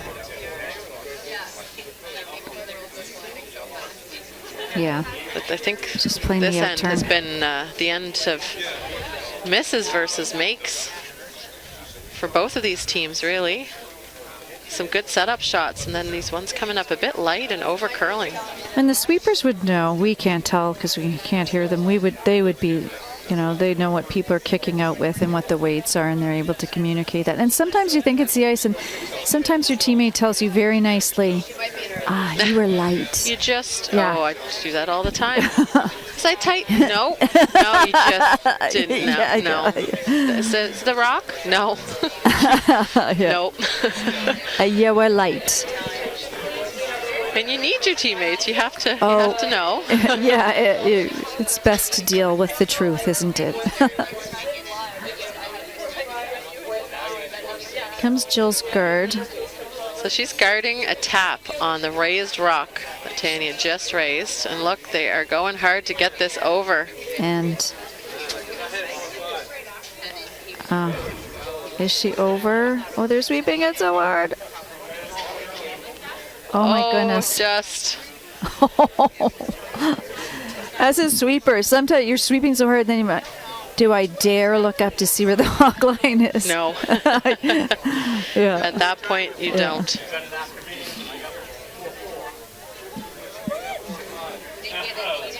So this is last shot for Team Hilliard.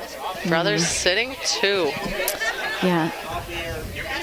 I think this is all Tanya has left. You know, even if she half buries this around the blue, what does that's a good shot for Tanya. Yeah, Jill might just take the 1 if it's not shot. If you can get second. I feel like if you can get second shot, you're probably also getting shot in this case, though. Yes, yeah. So it's hard to get one and not the other. A very, very wide in turn's taken away. I don't know if they're looking at playing that same tap with the out turn. I don't see it. Seems like a difficult port to navigate. Seems like you're making it more complicated than it would need to be. And if you run anything up to try and eliminate one of those blue stones, there's a couple other blues in the rings that could be dangerous. The only thing they really would have to worry about here, has the weight changed? Do they need to make an adjustment for it, you know?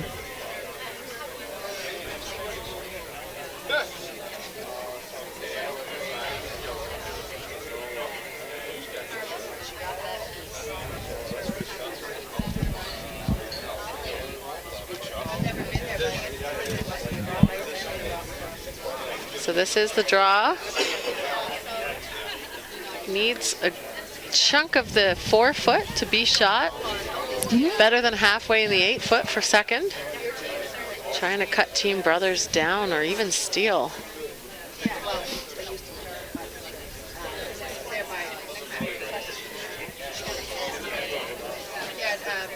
Managing the weight. She came up light on her last, but they're watching the curl now too. She had a good kick on that. Heather's giving them the indication. This is close. Boy. Oh, anyone. Oh, Sweepers did not want to keep sweeping that. They maybe wanted the tick. Oh, they were right. Oh, it might be just a bit too far. That was, they really, they knew their weight. That's so tough. Probably still out in the good stuff, a little wider out, and come up light on your first, add a bit. It's so difficult. I thought she had that. Just needed to stop. And so it looks like from the overhead, Team Brothers sitting 2 at this point, and this is a throw now with backing. That's the other unfortunate part for Team Hilliard is that yellow stone is now backing for Jill. Just doesn't want to overthrow this. I won't call it an open draw for 3. It's not very open. At least this side of the sheet is beyond the 4 foot line. We have 9 rocks in the house, so.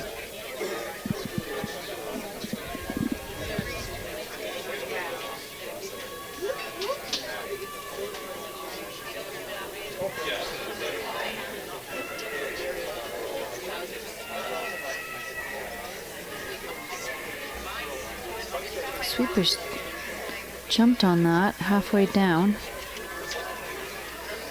Is diving toward the guard. They need a good half plus, and that got the rub, and it won't make it. It won't make it for third. So they'll be careful to make sure they check those 2. If you've ever been the person who kicks the rock at the wrong time, you only do it once. That's how you learn. Yeah. Screw it up once. Yeah. I do think that was 2 for Brothers, but we'll find out soon enough.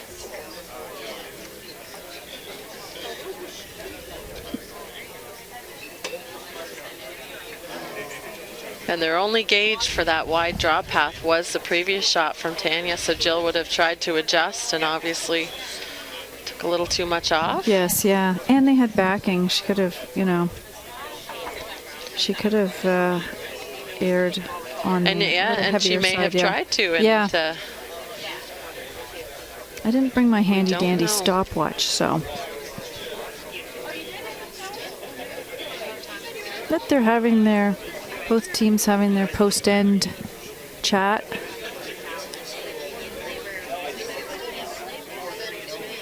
I think we see that a lot more in women's play than men's, just comparing between the two games as we host both the Scotties Tournament of Hearts and the Deloitte Tankard at the Dartmouth Curling Club.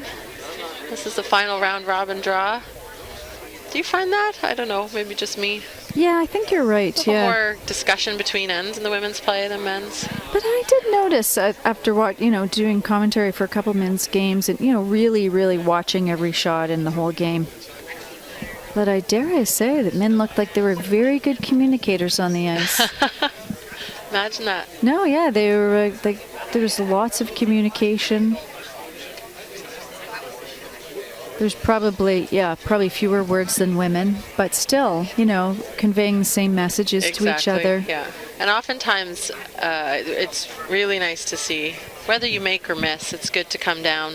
If you have any questions about your shot and talk to the skip, how did I throw, if you weren't sure. And a good chance to just kind of debrief, as long as the team is comfortable with it. Sometimes I find it helpful sometimes, if you have key words that you use when you're throwing, if it's target or whatever you use, and your skip knows that as well, and they can say, you're just bringing that terminology into their feedback, and you go, oh, I know what you're talking about, I get that. Yeah, it doesn't require a lot of words. Like, that's what you mean, right? To communicate a concept. And you don't have a lot of time either, because No. you're just flying by each other with your sliders, so.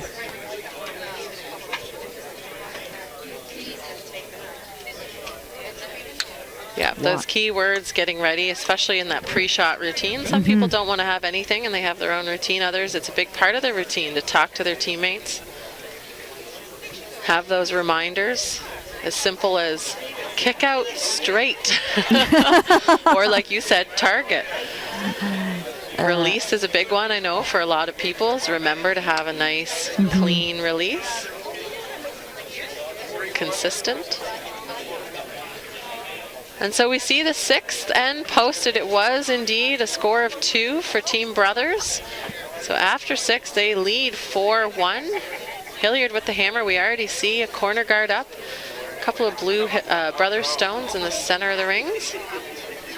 And Tanya's playing the bumping this blue to the back of the 8-foot, leaving rocks, looking to set up some catchers.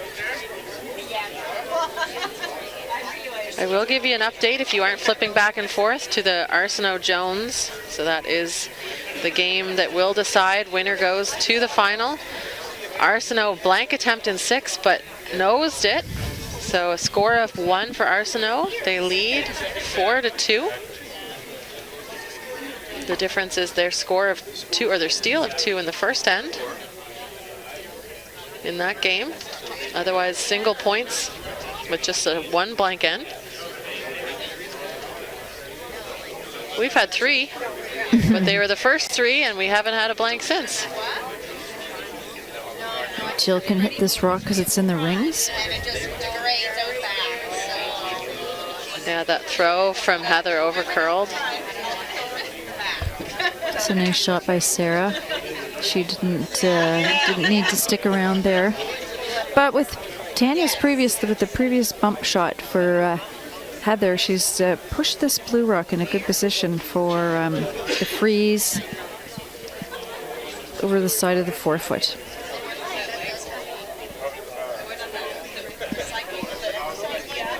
Just a quick little shout out to Katinka out there. Hope she's having a great evening.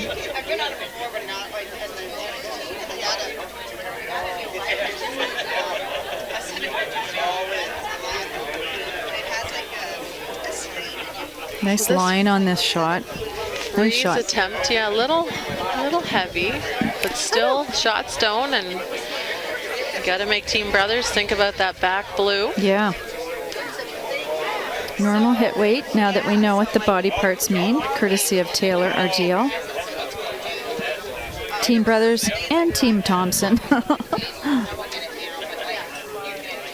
No, sorry, Team Manual. So many teams. Oh, looks is hanging on the guard. It's going to be, ooh, just by, gets it, picks it clean.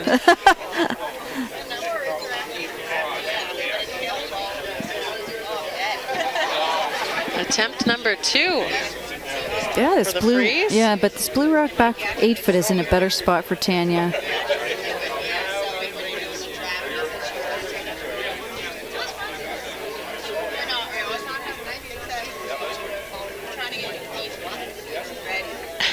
Katinka says she's listening.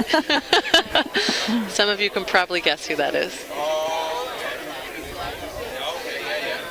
Just looking for this, just a little bump. Sweepers would have been on that for line if it had a little less weight, but good shot by Mackenzie. Still a good result. So Team Hilliard, I think, playing the single corner guard and then coming into the rings, trying to keep the blank in mind this end, not panicking. We are in the 7th, so we're getting down toward the end, but if a chance for 2 doesn't come up, I think they would be okay with the blank here. Really try and push things in the 8th end.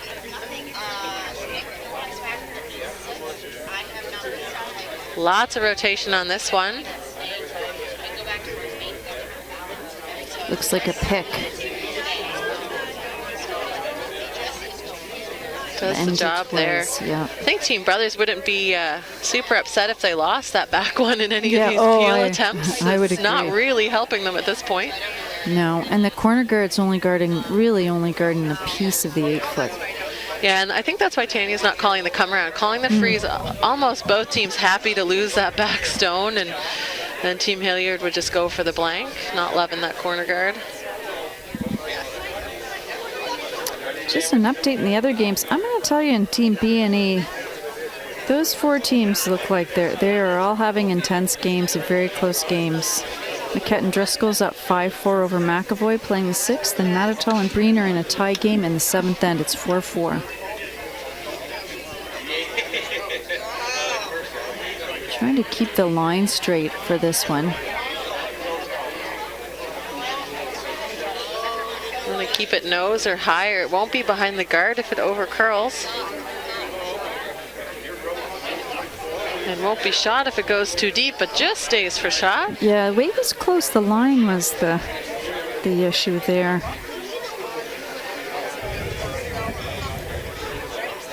And it makes sense. The others were a little heavy with a little tap, and they curled up to nose with that tap weight. So with the correct sweeper's weight, we'll call it, over curling.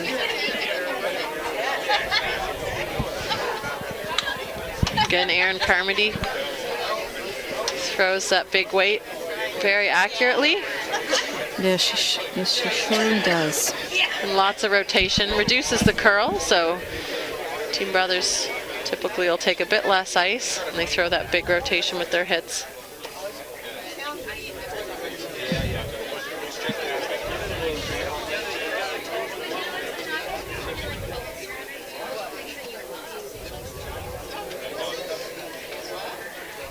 Once again, here is the freeze. Yeah.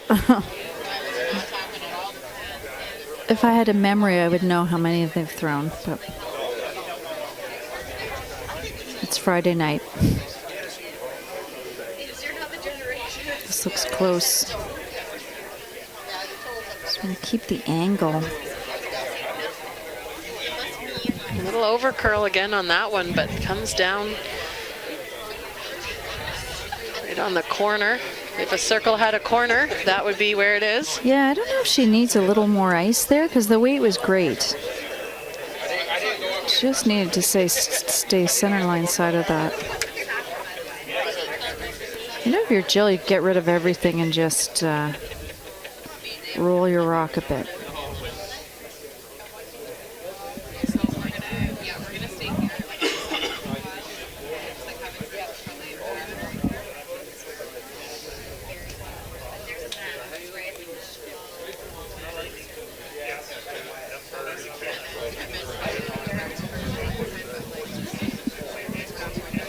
here comes first of skip shots this end. Jill Brothers looking to peel out everything at the back of the rings at this point. Up 3. Nice kick.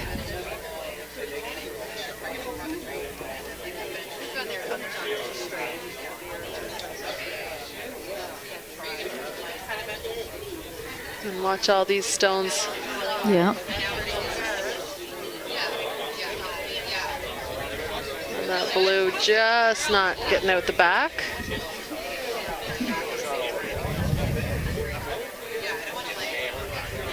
So with that, the blank looks difficult for this Hilliard team.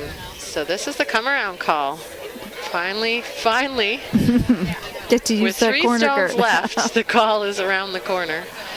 That's the way it goes. You see this sometimes. Finally get your chance at an open rings and probably not going to blank. So let's throw it. I don't know that to be buried, Tanya can be shot. I think she's going to be Yes, no, I into don't. the 12 I foot. don't think so either. And that's important. I don't know that Jill would then play to sit too, but she certainly could.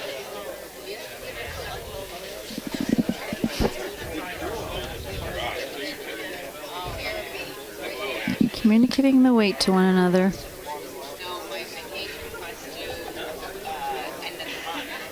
It's funny how you know your players' momentum in the hack and when it's time to go or when it's time. Sometimes people have a little hitch and then you go. Yeah. I know playing with Mary Matitall, needed to do sort of one thing and stand, and everyone has their own thing where they would like you to be, whether you're in their peripheral vision or something. Actually, this looks like a great draw by Tanya.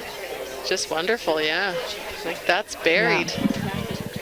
That is a great shot. Looks pretty buried from where we are, Yeah. just left of the sheet, Yeah. so I don't think you can see it from the hack. I believe she's sunk.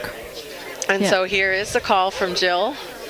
I suppose for Tanya, though, if you're going to get forced, may as well to try and get Yes, exactly. generate something Yeah. for that deuce. I Yeah. think it's great. This is just the risk of playing that shot.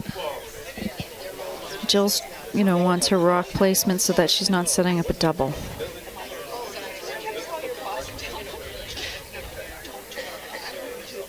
Eight foot somewhere around where that yellow is, T-line or better is probably ideal. So it's a fairly small area to draw to.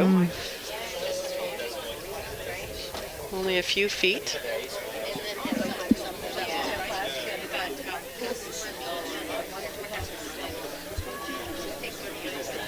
Fighting for a spot against Team Hilliard tomorrow morning.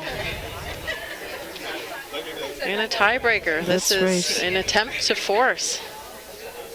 Sweepers are in it right away.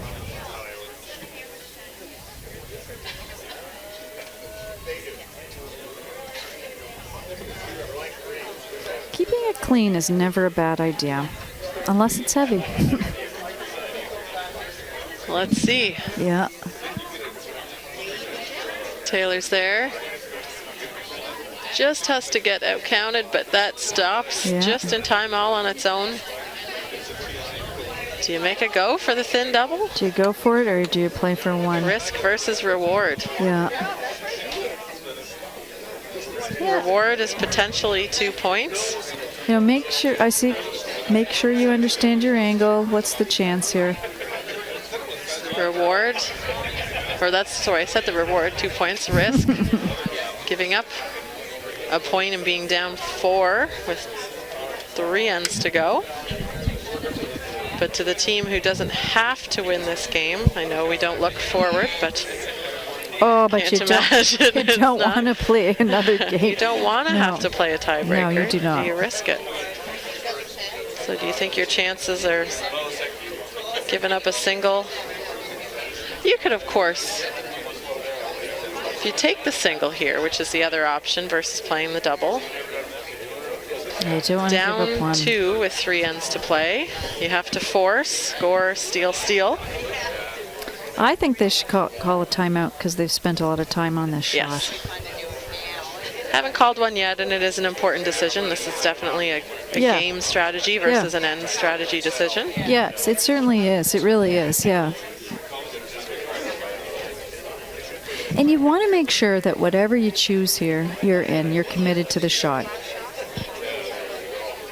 One of them will look at the timer in a second here. How much are we burning? Coach Paul isn't giving us the slightest indication of what he thinks they should play. They're looking, got a poker see face. nothing, poker face. All right, they've made their decision. Just the Playing draw. the draw for one. I gotta say, I think it's the right thing to do. I do too. Yeah. I love the idea of getting the 2 if the double were more straightforward. A Yeah. half rock or something. Yeah, This is really thin. Yeah, it really is.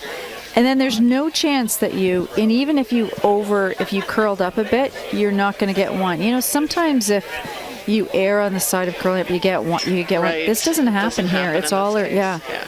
If it had come down to it, Jill had made her shot, and then Tanya immediately put the broom down for the double, then you sense the confidence I'm going Yeah. to make this. But she doesn't Yep. seem to feel comfortable with it. And take the single.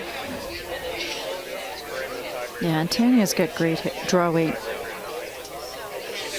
It's been the out turns this game.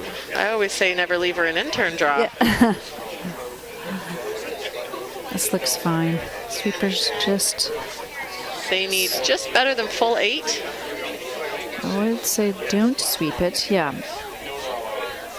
Uh-oh. Now they've left it. One is moving, but it is coming to rest real quickly. Bites the Atta- back 4. Atta girl, Betsy. That just that put on the brakes. I thought it looked great when she let it go. So there we go. 7th end completed. Score of 1 for Team Hilliard. A 4-2 game. Brothers leads. I think Tanya's gonna go. I think you got to go all out. I think you're going double centers. It's the 8th end. You've got to steal. And you only have to steal one. You know, you don't have to. And then you have to steal. You know, you have some. And you've got 3 You can ends left. steal, then you can Yep. force, and then Yep. you can score 2 or 3. There's a number of ways you can do it.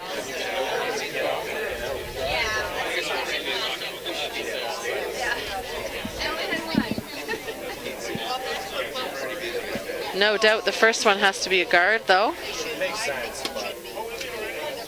Team Brothers will be happy to blank their way through the rest of this game up to with hammer. So it's up to Team Hilliard to put the pressure on. Good guard by Heather. Nice guard, tight enough to the rings. You can get around it, but not so much with hit weight. Jill's not putting up any guards here. This is just a come around. Jen Bryan. Reminder of our lineups. Jen Bryan lead for Team Brothers. Sarah Murphy second, holds the broom for Jill. Erin Carmody's third. Jill Brothers the skip. Team Hilliard, we got Heather McPhee, Mackenzie Feindl, Taylor Clark, Tanya Hilliard.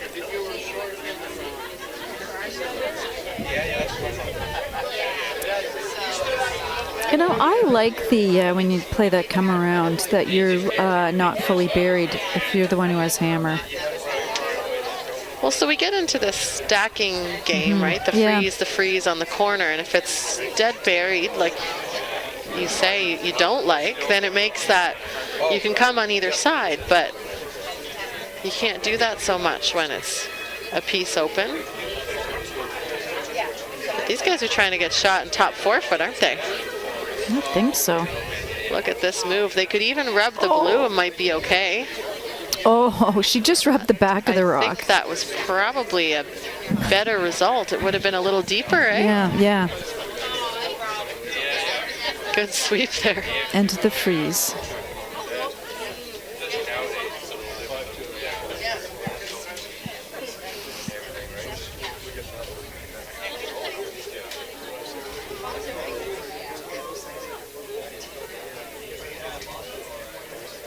Jen Bryan has the freeze available. This one's hanging a bit straighter, waiting for it Yes, to it take is. that turn that it's been taking. There it goes. Yeah, the break point's right, about 3 feet in front of that hog line. A little heavy though. Watch that shooter. Shooter stays open on the side of the 4-foot. Game on for Team Hilliard here. Those are hard for not just a player like Jen, but light is disaster. Yes, and yeah, heavy yeah. is disaster. This is not a good way to miss those shots. No, there isn't. Kenzie looking for the inside roll, just a little roll inside here. Just manageable hit weight. Heather's trying to get it to curl a bit, but It is taking the curl now. Yeah. Have to be careful. Oh, just to get to nose, sweeping, and no roll. yeah. Might be the difference in turns as a lefty versus, again, that's this turn. The left turn, the Yeah. in turn. I call this the out turn path coming home, so I have to know for Yeah. Mackenzie it's the in turn. So chances there for Sarah Murphy. Are they trying to flop under or go open? I don't assume know. they're trying to go nose at worst. Don't want to roll out. They'd love this to stick around, maybe be a potential counter. Maybe they were trying to double there, but Tanya's likely going to ignore that. Yep. Yeah, so this is to your point about going all out, ignoring the other team's stones in the rings, even though they have hammer. You have that center guard. Team Brothers hasn't even indicated they want to peel that.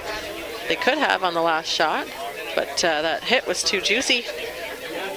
Yes, I they couldn't not hit it. Oh, they're working hard on this one. They're losing the line.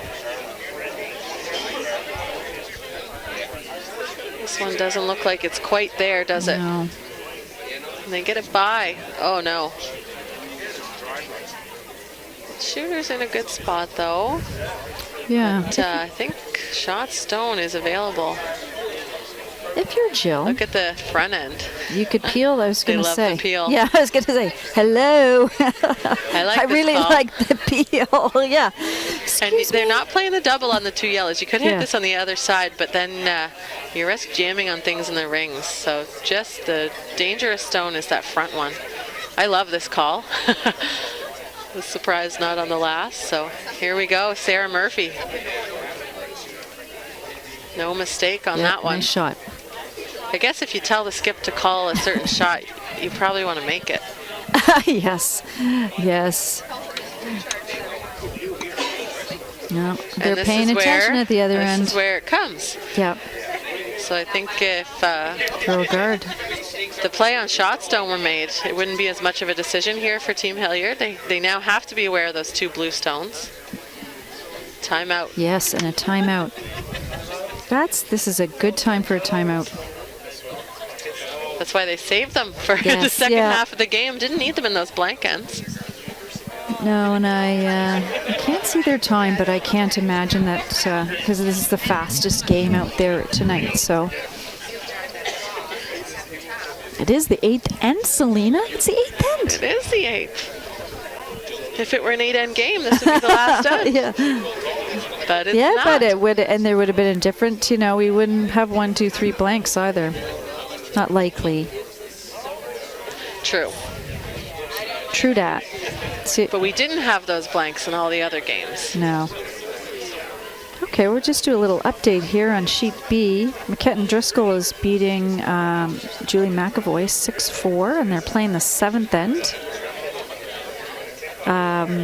Sheet C, Jones versus Arsenault. It is Arsenault stole one in the 7th end. It's 5-2 for Arsenault. It's the 8th end, and Jones has hammer. And on sheet E, Matatal and Breen. Matatal skipped by Colleen Picnic as Mary Matatal's with the juniors. It's 5-4. And so playing the 8th end, Breen is down one and has hammer.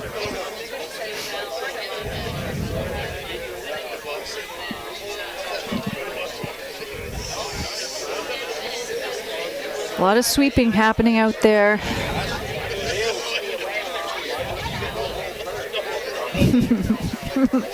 Can't say I blame her, Selena. Just watching another We sheet. had almost Yeah. hogged rock, and Yeah. the opposing skip just ran up to make sure it was over. Make sure they're being honest. Yeah. And then chuckling. Had to do it.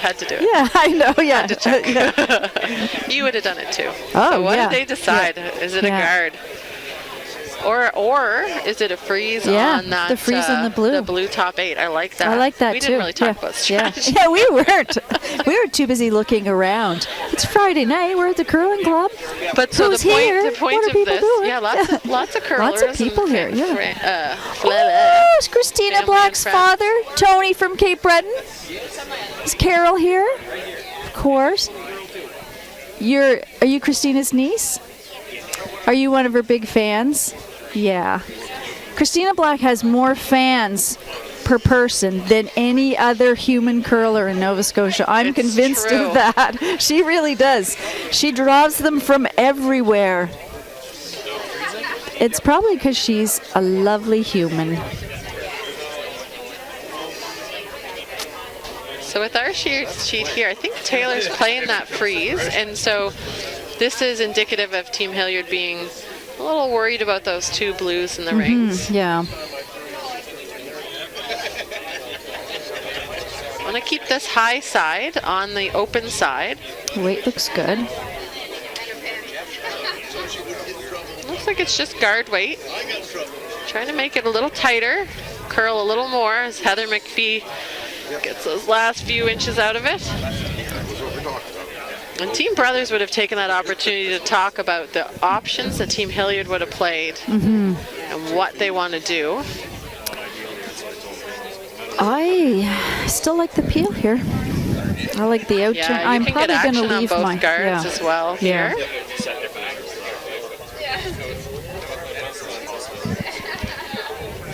Roll the shooter in, you still there indicating. Plan A is obviously straight peel, but Yes, I yeah. think it's hard to miss that yellow actually.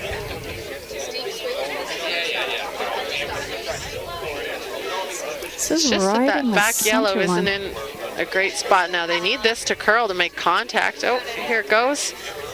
And if they're going to miss the front one, they may as well get the Plan B. short run out of it. That was totally a plan B. Yep, Plan B. Changes the water on the beans for Tanya. Turn Yeah. there. I love the wide in turn. And that is what she's Put playing. them in the same position they were just in. It can put this stone in a better spot, can overbury it. Be hard for Erin to make that same shot again, considering she wasn't trying to make it the first time. Yeah, and the blue rock's in a different spot than the other one, so.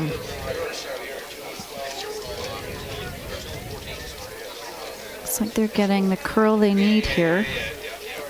Heather on the Heather's- inside getting that last curl out of it. They want to get shot stone, need full 8 for that. Trying to bury it here. And they'll get it Giving to it- top 4, just biting. She even kept sweeping after it stopped. That's how committed she was to that. Yeah.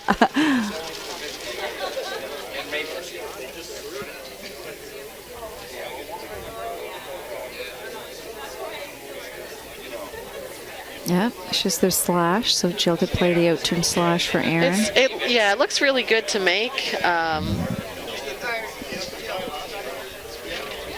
Just that guard is just off center.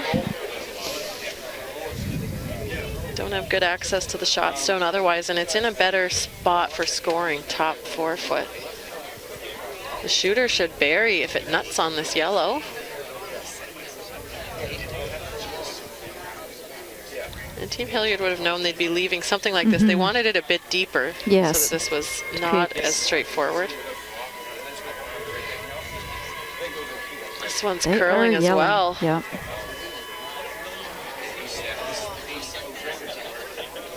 So the raised rock won't nut. That would be a job well done for Erin.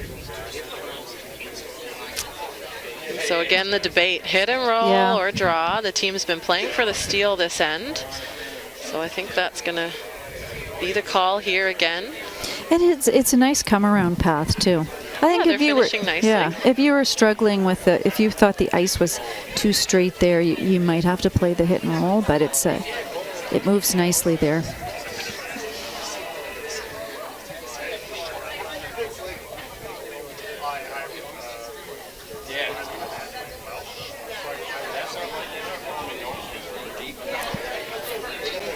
Tanya's first shot in the 8th end. In-turn draw.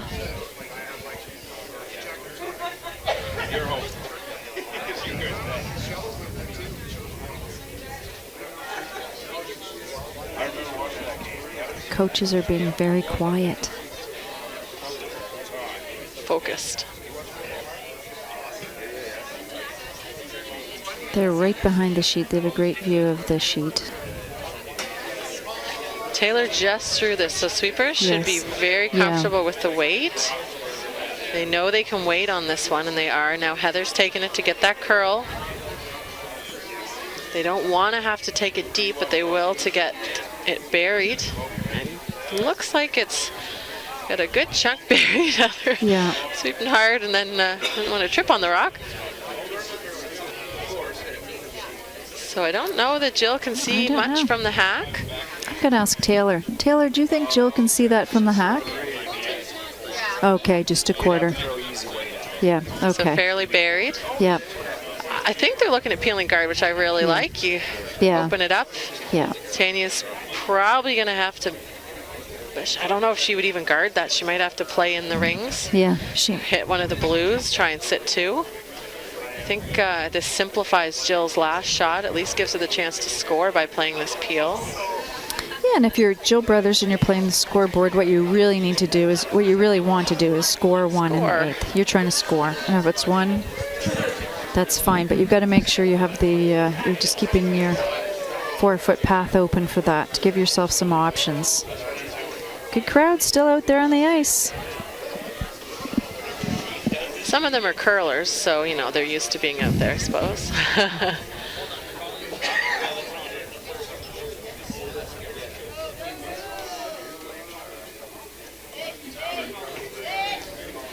Teresa Breen just tied things up on sheet E after 8. Yeah, 5 nice. apiece against Manital. Nice draw to the 4-foot for Teresa.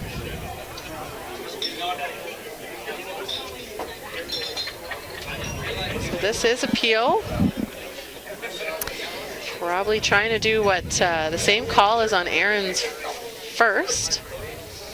Get some action on the second guard and maybe roll the shooter in, really put pressure on.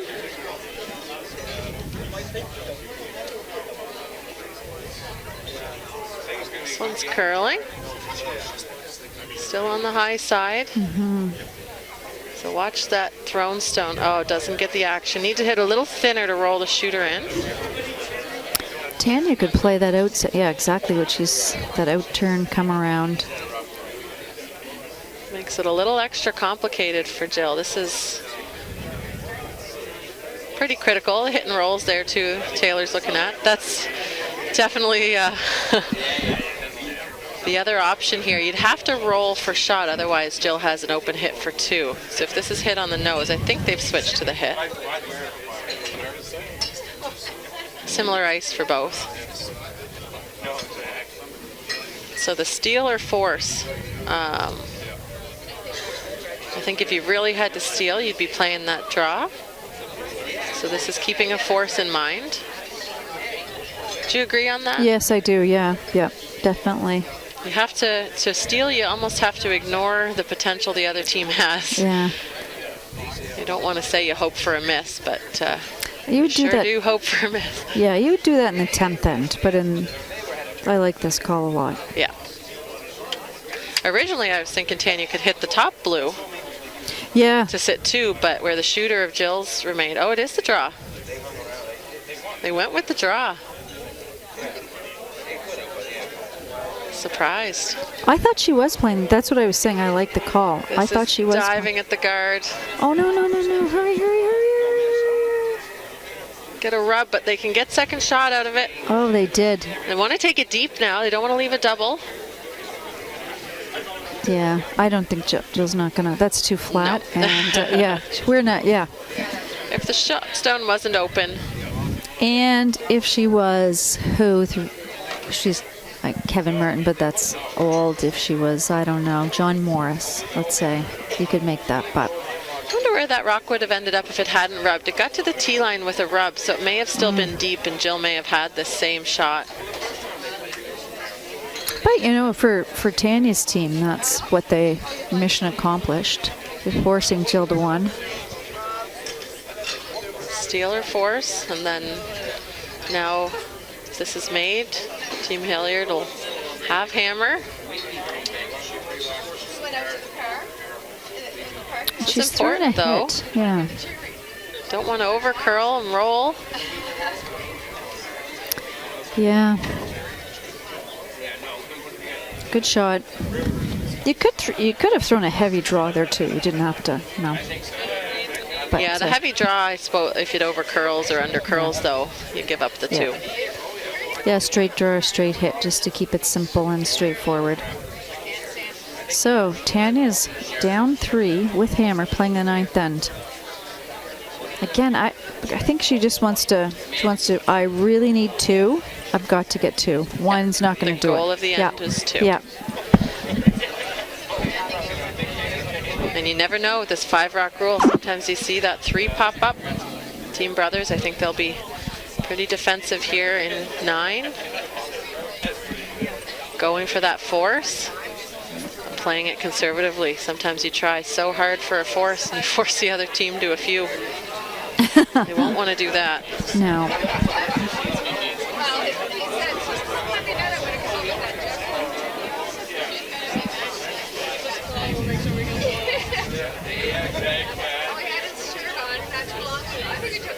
So no need to tell Jen what they're playing. She would know. Top 4, top 8, fighting the 4.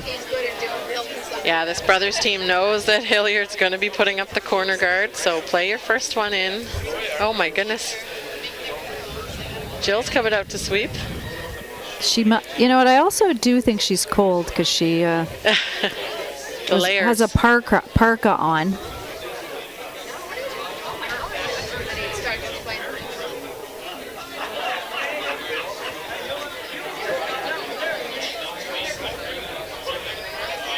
Just saw the 8th end wrap up on sheet C. Arsenault Jones, Kim Kelly with a delicate, I'll call it an attempt because she didn't quite make it at a deuce. Soft weight tap around a corner guard. Just didn't have the momentum to lose the Arsenault counter. It was an attempt for 2, but Jones only picking up the single. They'll trail 5-3 going into 9.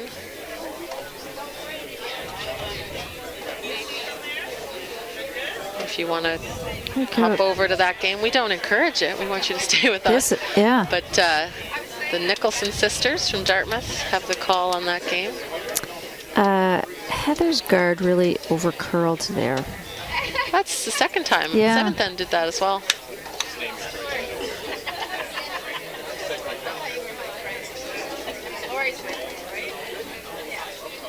Just calling top forward. Might be a little heavy. It's taking a nice curl now, though. Nice finish. Yeah. I think it's the dreaded back button now. Now, do you think if you're Tanya, do you throw up another guard? Because that's not, or do you throw I think you have to. I just think you're not going to get any good results using that first corner. Yeah. So you move the broom over a bit. Yes. But it was that first stone the other end as well of Heather's.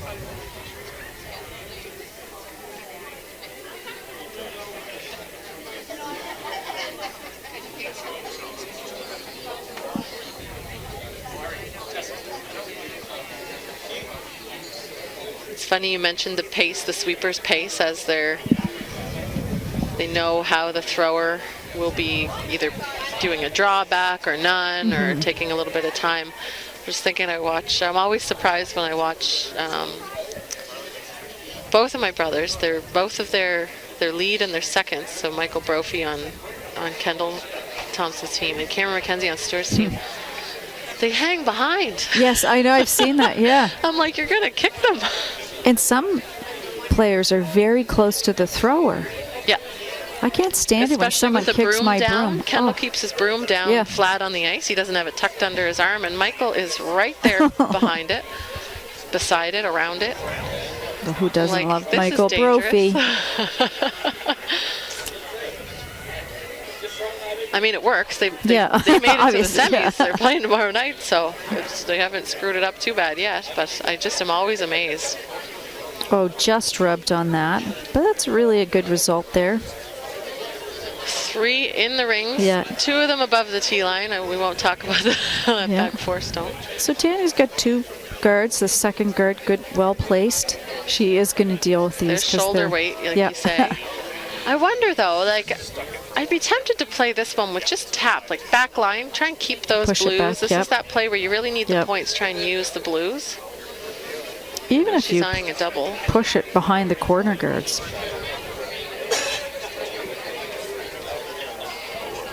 If people weren't listening earlier about our weights, Yep. this is now the way I'm going to start calling things. Shoulder for most teams is more of an up weight, like a Oh. normal, and it's where you tap on your body to communicate the weight. That's nice placement for Tanya to have that blue rock back there. It's a good catcher. Yeah, it removes one of the blues and has that catcher behind the guard, so I suppose that works out. The only thing is this stone can be pretty, I say easily removed. There is a Yeah. jam possibility on both sides. Sarah Murphy wants to hit this a hair high of nose, I think, to be safe. In case you're wondering, they haven't put the score up yet, but it is 5-2 for the brothers' rink. Oh, look Ooh, at that this is over curling. Watch that yellow. Happened right there. That's a very unfortunate way to miss that shot, I think would be the understatement. I would be swearing to myself. That was And they very weren't worried unlucky. about it either. No, It I really know. took I off. don't know. That I Really don't took know. off. I don't know what happened to that either, because it looked fine and it made a big movement. But you know, you really do have to be careful about keeping it. When you get to the end of the game, keeping it clean, you see more picks in the second and the half ice of the game. flattens out, Yeah. so if there's going to be a tendency, Yeah. if a rock might not have picked earlier in the game, it could. It's Yeah. tough. That's really, really unfortunate how that turned out. Now this one needs to be full 12 to Yeah. outcount that blue. And it's a little light. That blue rock's out counting it. What is Jill going to do?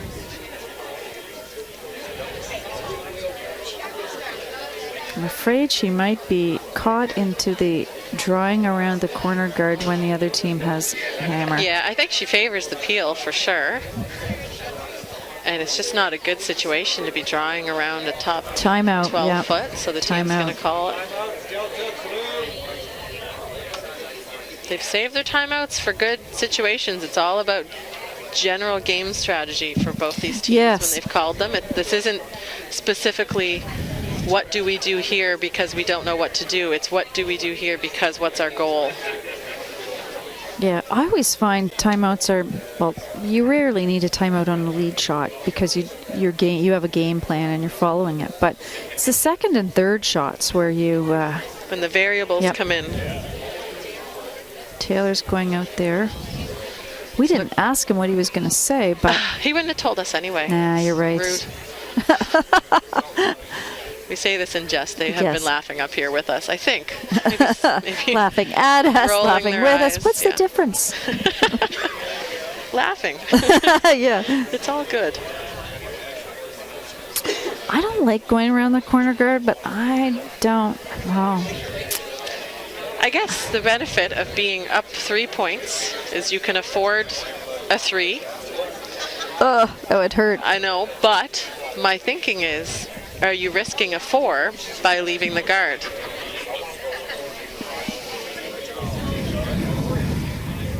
Because if you, Yeah, they would have to do something with your blue rock. they would. know, But so it's open. you could- There's yeah. a hole. Yeah, no, I guess what I mean is you play the peel, it's open. They eventually would have to do something with your blue rock. So you probably would have an opportunity for a double. It's either the peel or you're coming around the pile. I don't think they really have a great angle for raising the yellow either. I'm trying to look.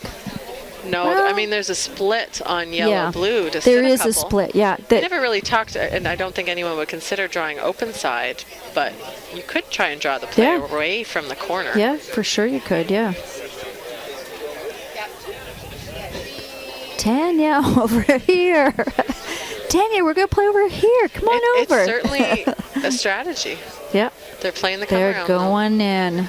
I don't. It's either peel or go in, and you know. I sometimes definitely who's favor the throwing- peel, but I feel like I say that a lot, and people are probably tired of hearing it.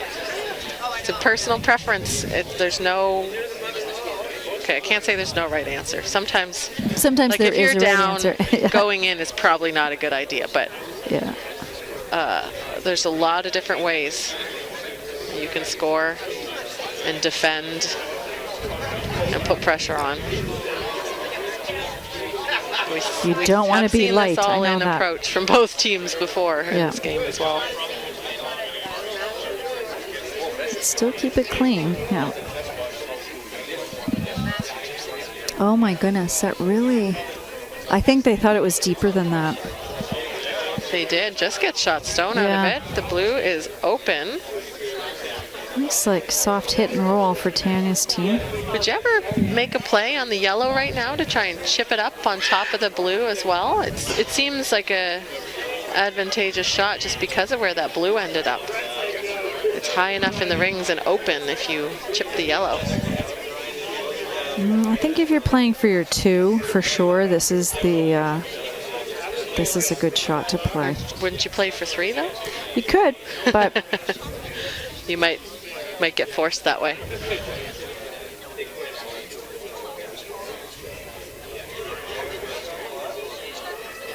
And hard on this one to get it by. may happen by accident.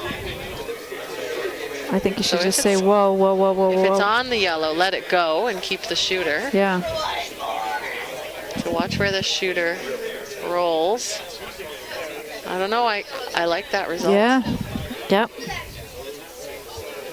Oh boy, says Jill. I'm advocating for my own opinion here. So Jill knows. So yeah, there are two shots. 2, You bump 3, the blue. 4 are yellow. Bump the blue, or Is your best defense a good offense? I don't see the value of freezing to that side. Why if I think the thinking is the same as drawing to the open side on the previous shot. Drawing play away from that corner guard, choking off. You have to make it, but Oh, choking off both those yellows. Is that what you mean? yeah, I guess if she's playing the freeze to it, I think I would hit it. But if you're throwing Yeah. T line, obviously, you know, you're gonna draw.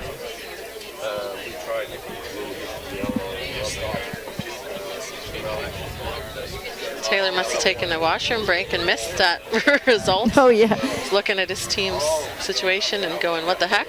these coaches are sharing information. Colleagues. Aaron Coaches have- Carmody's shot. Yeah, this looks good. They want to get it past the tee line though. Yeah. Don't want to leave it high.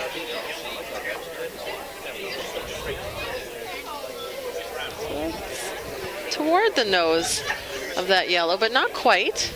Yeah. From the hack, it probably doesn't look as good as it does from where we are. We can see more of that yellow at the back. Tanya's wondering, getting Taylor to look at the angles, which I think is always a great idea because the Yeah. angles often look different. I think there's a pretty straightforward double, at least from the overhead. Looks like a double on the two blues. Yeah, Which that's is the what other Tanya reason was. you want to yeah. take that draw back further. I think they were always playing on this stone first, though. You have to try and bring the stones into play at the front of the rings, and then work your way back. Not a lot of times are points generated from playing to the back of the rings. No, that's very true. There's really only when there's sort of your insurance mark or something, nothing. Yeah, your bonus points. Yep. Which is what those two yellows at the back 12 are right now. Big end here, Yeah. ninth. Let's see what Taylor Clerk does.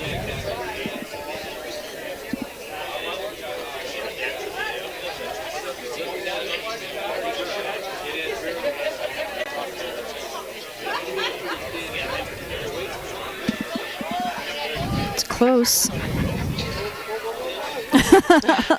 Oh, now sweeping to curl. Will she get it? Look at this. Oh, what a shot. Sitting 4. What a great shot.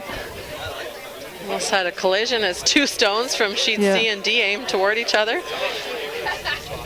Players and stones. Wow. Down to Skip Rocks. Sense a little bit of panic as Taylor was calling the sweepers off on that. Just really wanting to, I shouldn't say panic, intensity is probably a better word. Calling the sweepers off in order to get that angle right. Make the double. Jill can make a double right back here. Yes. She can roll Yep. the shooter to a good spot, so it's really risky for both teams. They're trying their hardest to make their shots perfectly here. Yeah. Yeah, even if Jill doesn't make the double, and I think the focus is on your shooter. Get your shooter to roll over.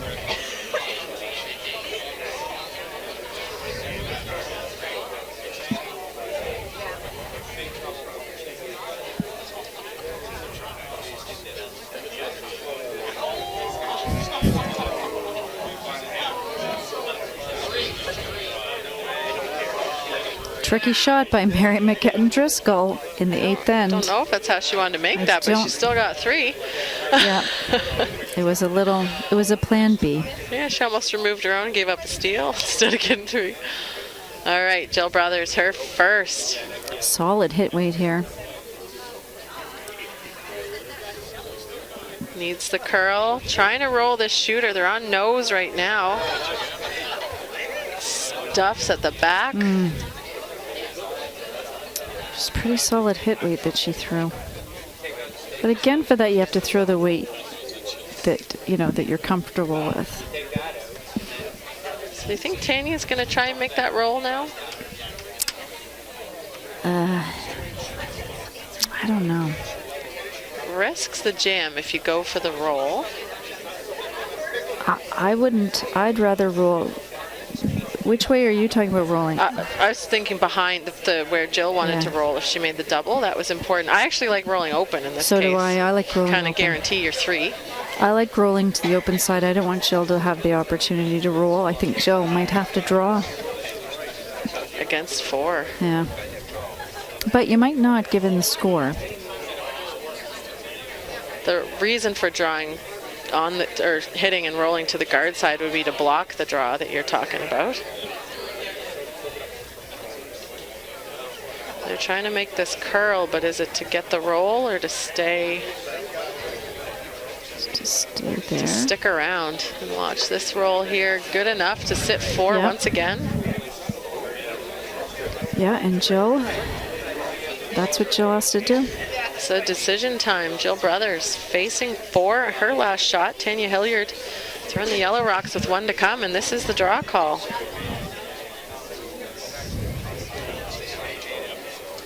This is, it needs to be in the house, but this is all about the line for Jill. Yeah, even if it's high in the top 8, if it's Yep. wrapped around that Yep. yellow, the guard is a bit staggered compared to that yellow stone. So if you are around the yellow in the top 12 foot, you're probably well guarded. Big shot here, 9th end. Up 3, but facing 4 counters at this point. Oh, I just see Paul has a stopwatch. All this time. Take a look. Oh, yeah. I have a phone with a stopwatch. I know. I tried doing it on my phone. It's a lot different than when you're playing, and you're doing this and you're It's not a physical button, it's a screen button, and I find that hard because Yes, I agree. Yeah, and you you're have to trying hover look, over yep. it. So here we go, hog line. Hope I got it right. Oh, I think Paul's doing the back to hog splits. It's close. So this draw, they need to be buried. It's not curling yet. I got a 14-4 on that. Aaron now trying to get a piece buried. Force that jam on the back.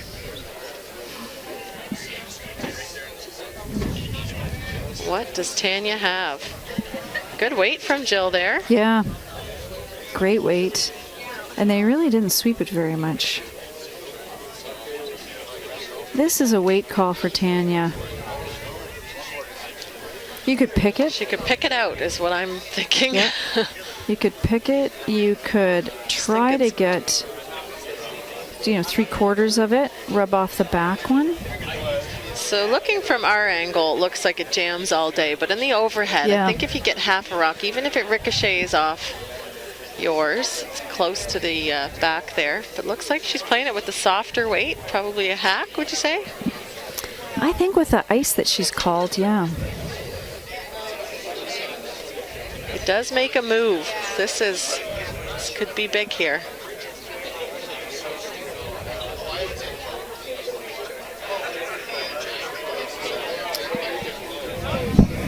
And I suppose the way this is called, it is for 5. Got to skinny that front yellow to not jam on the back, especially with the down weight.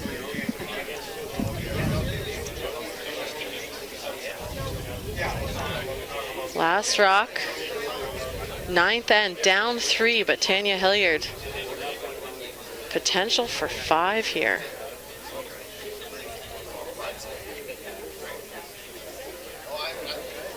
Let's see how it looks. Board weight. Needs to curl.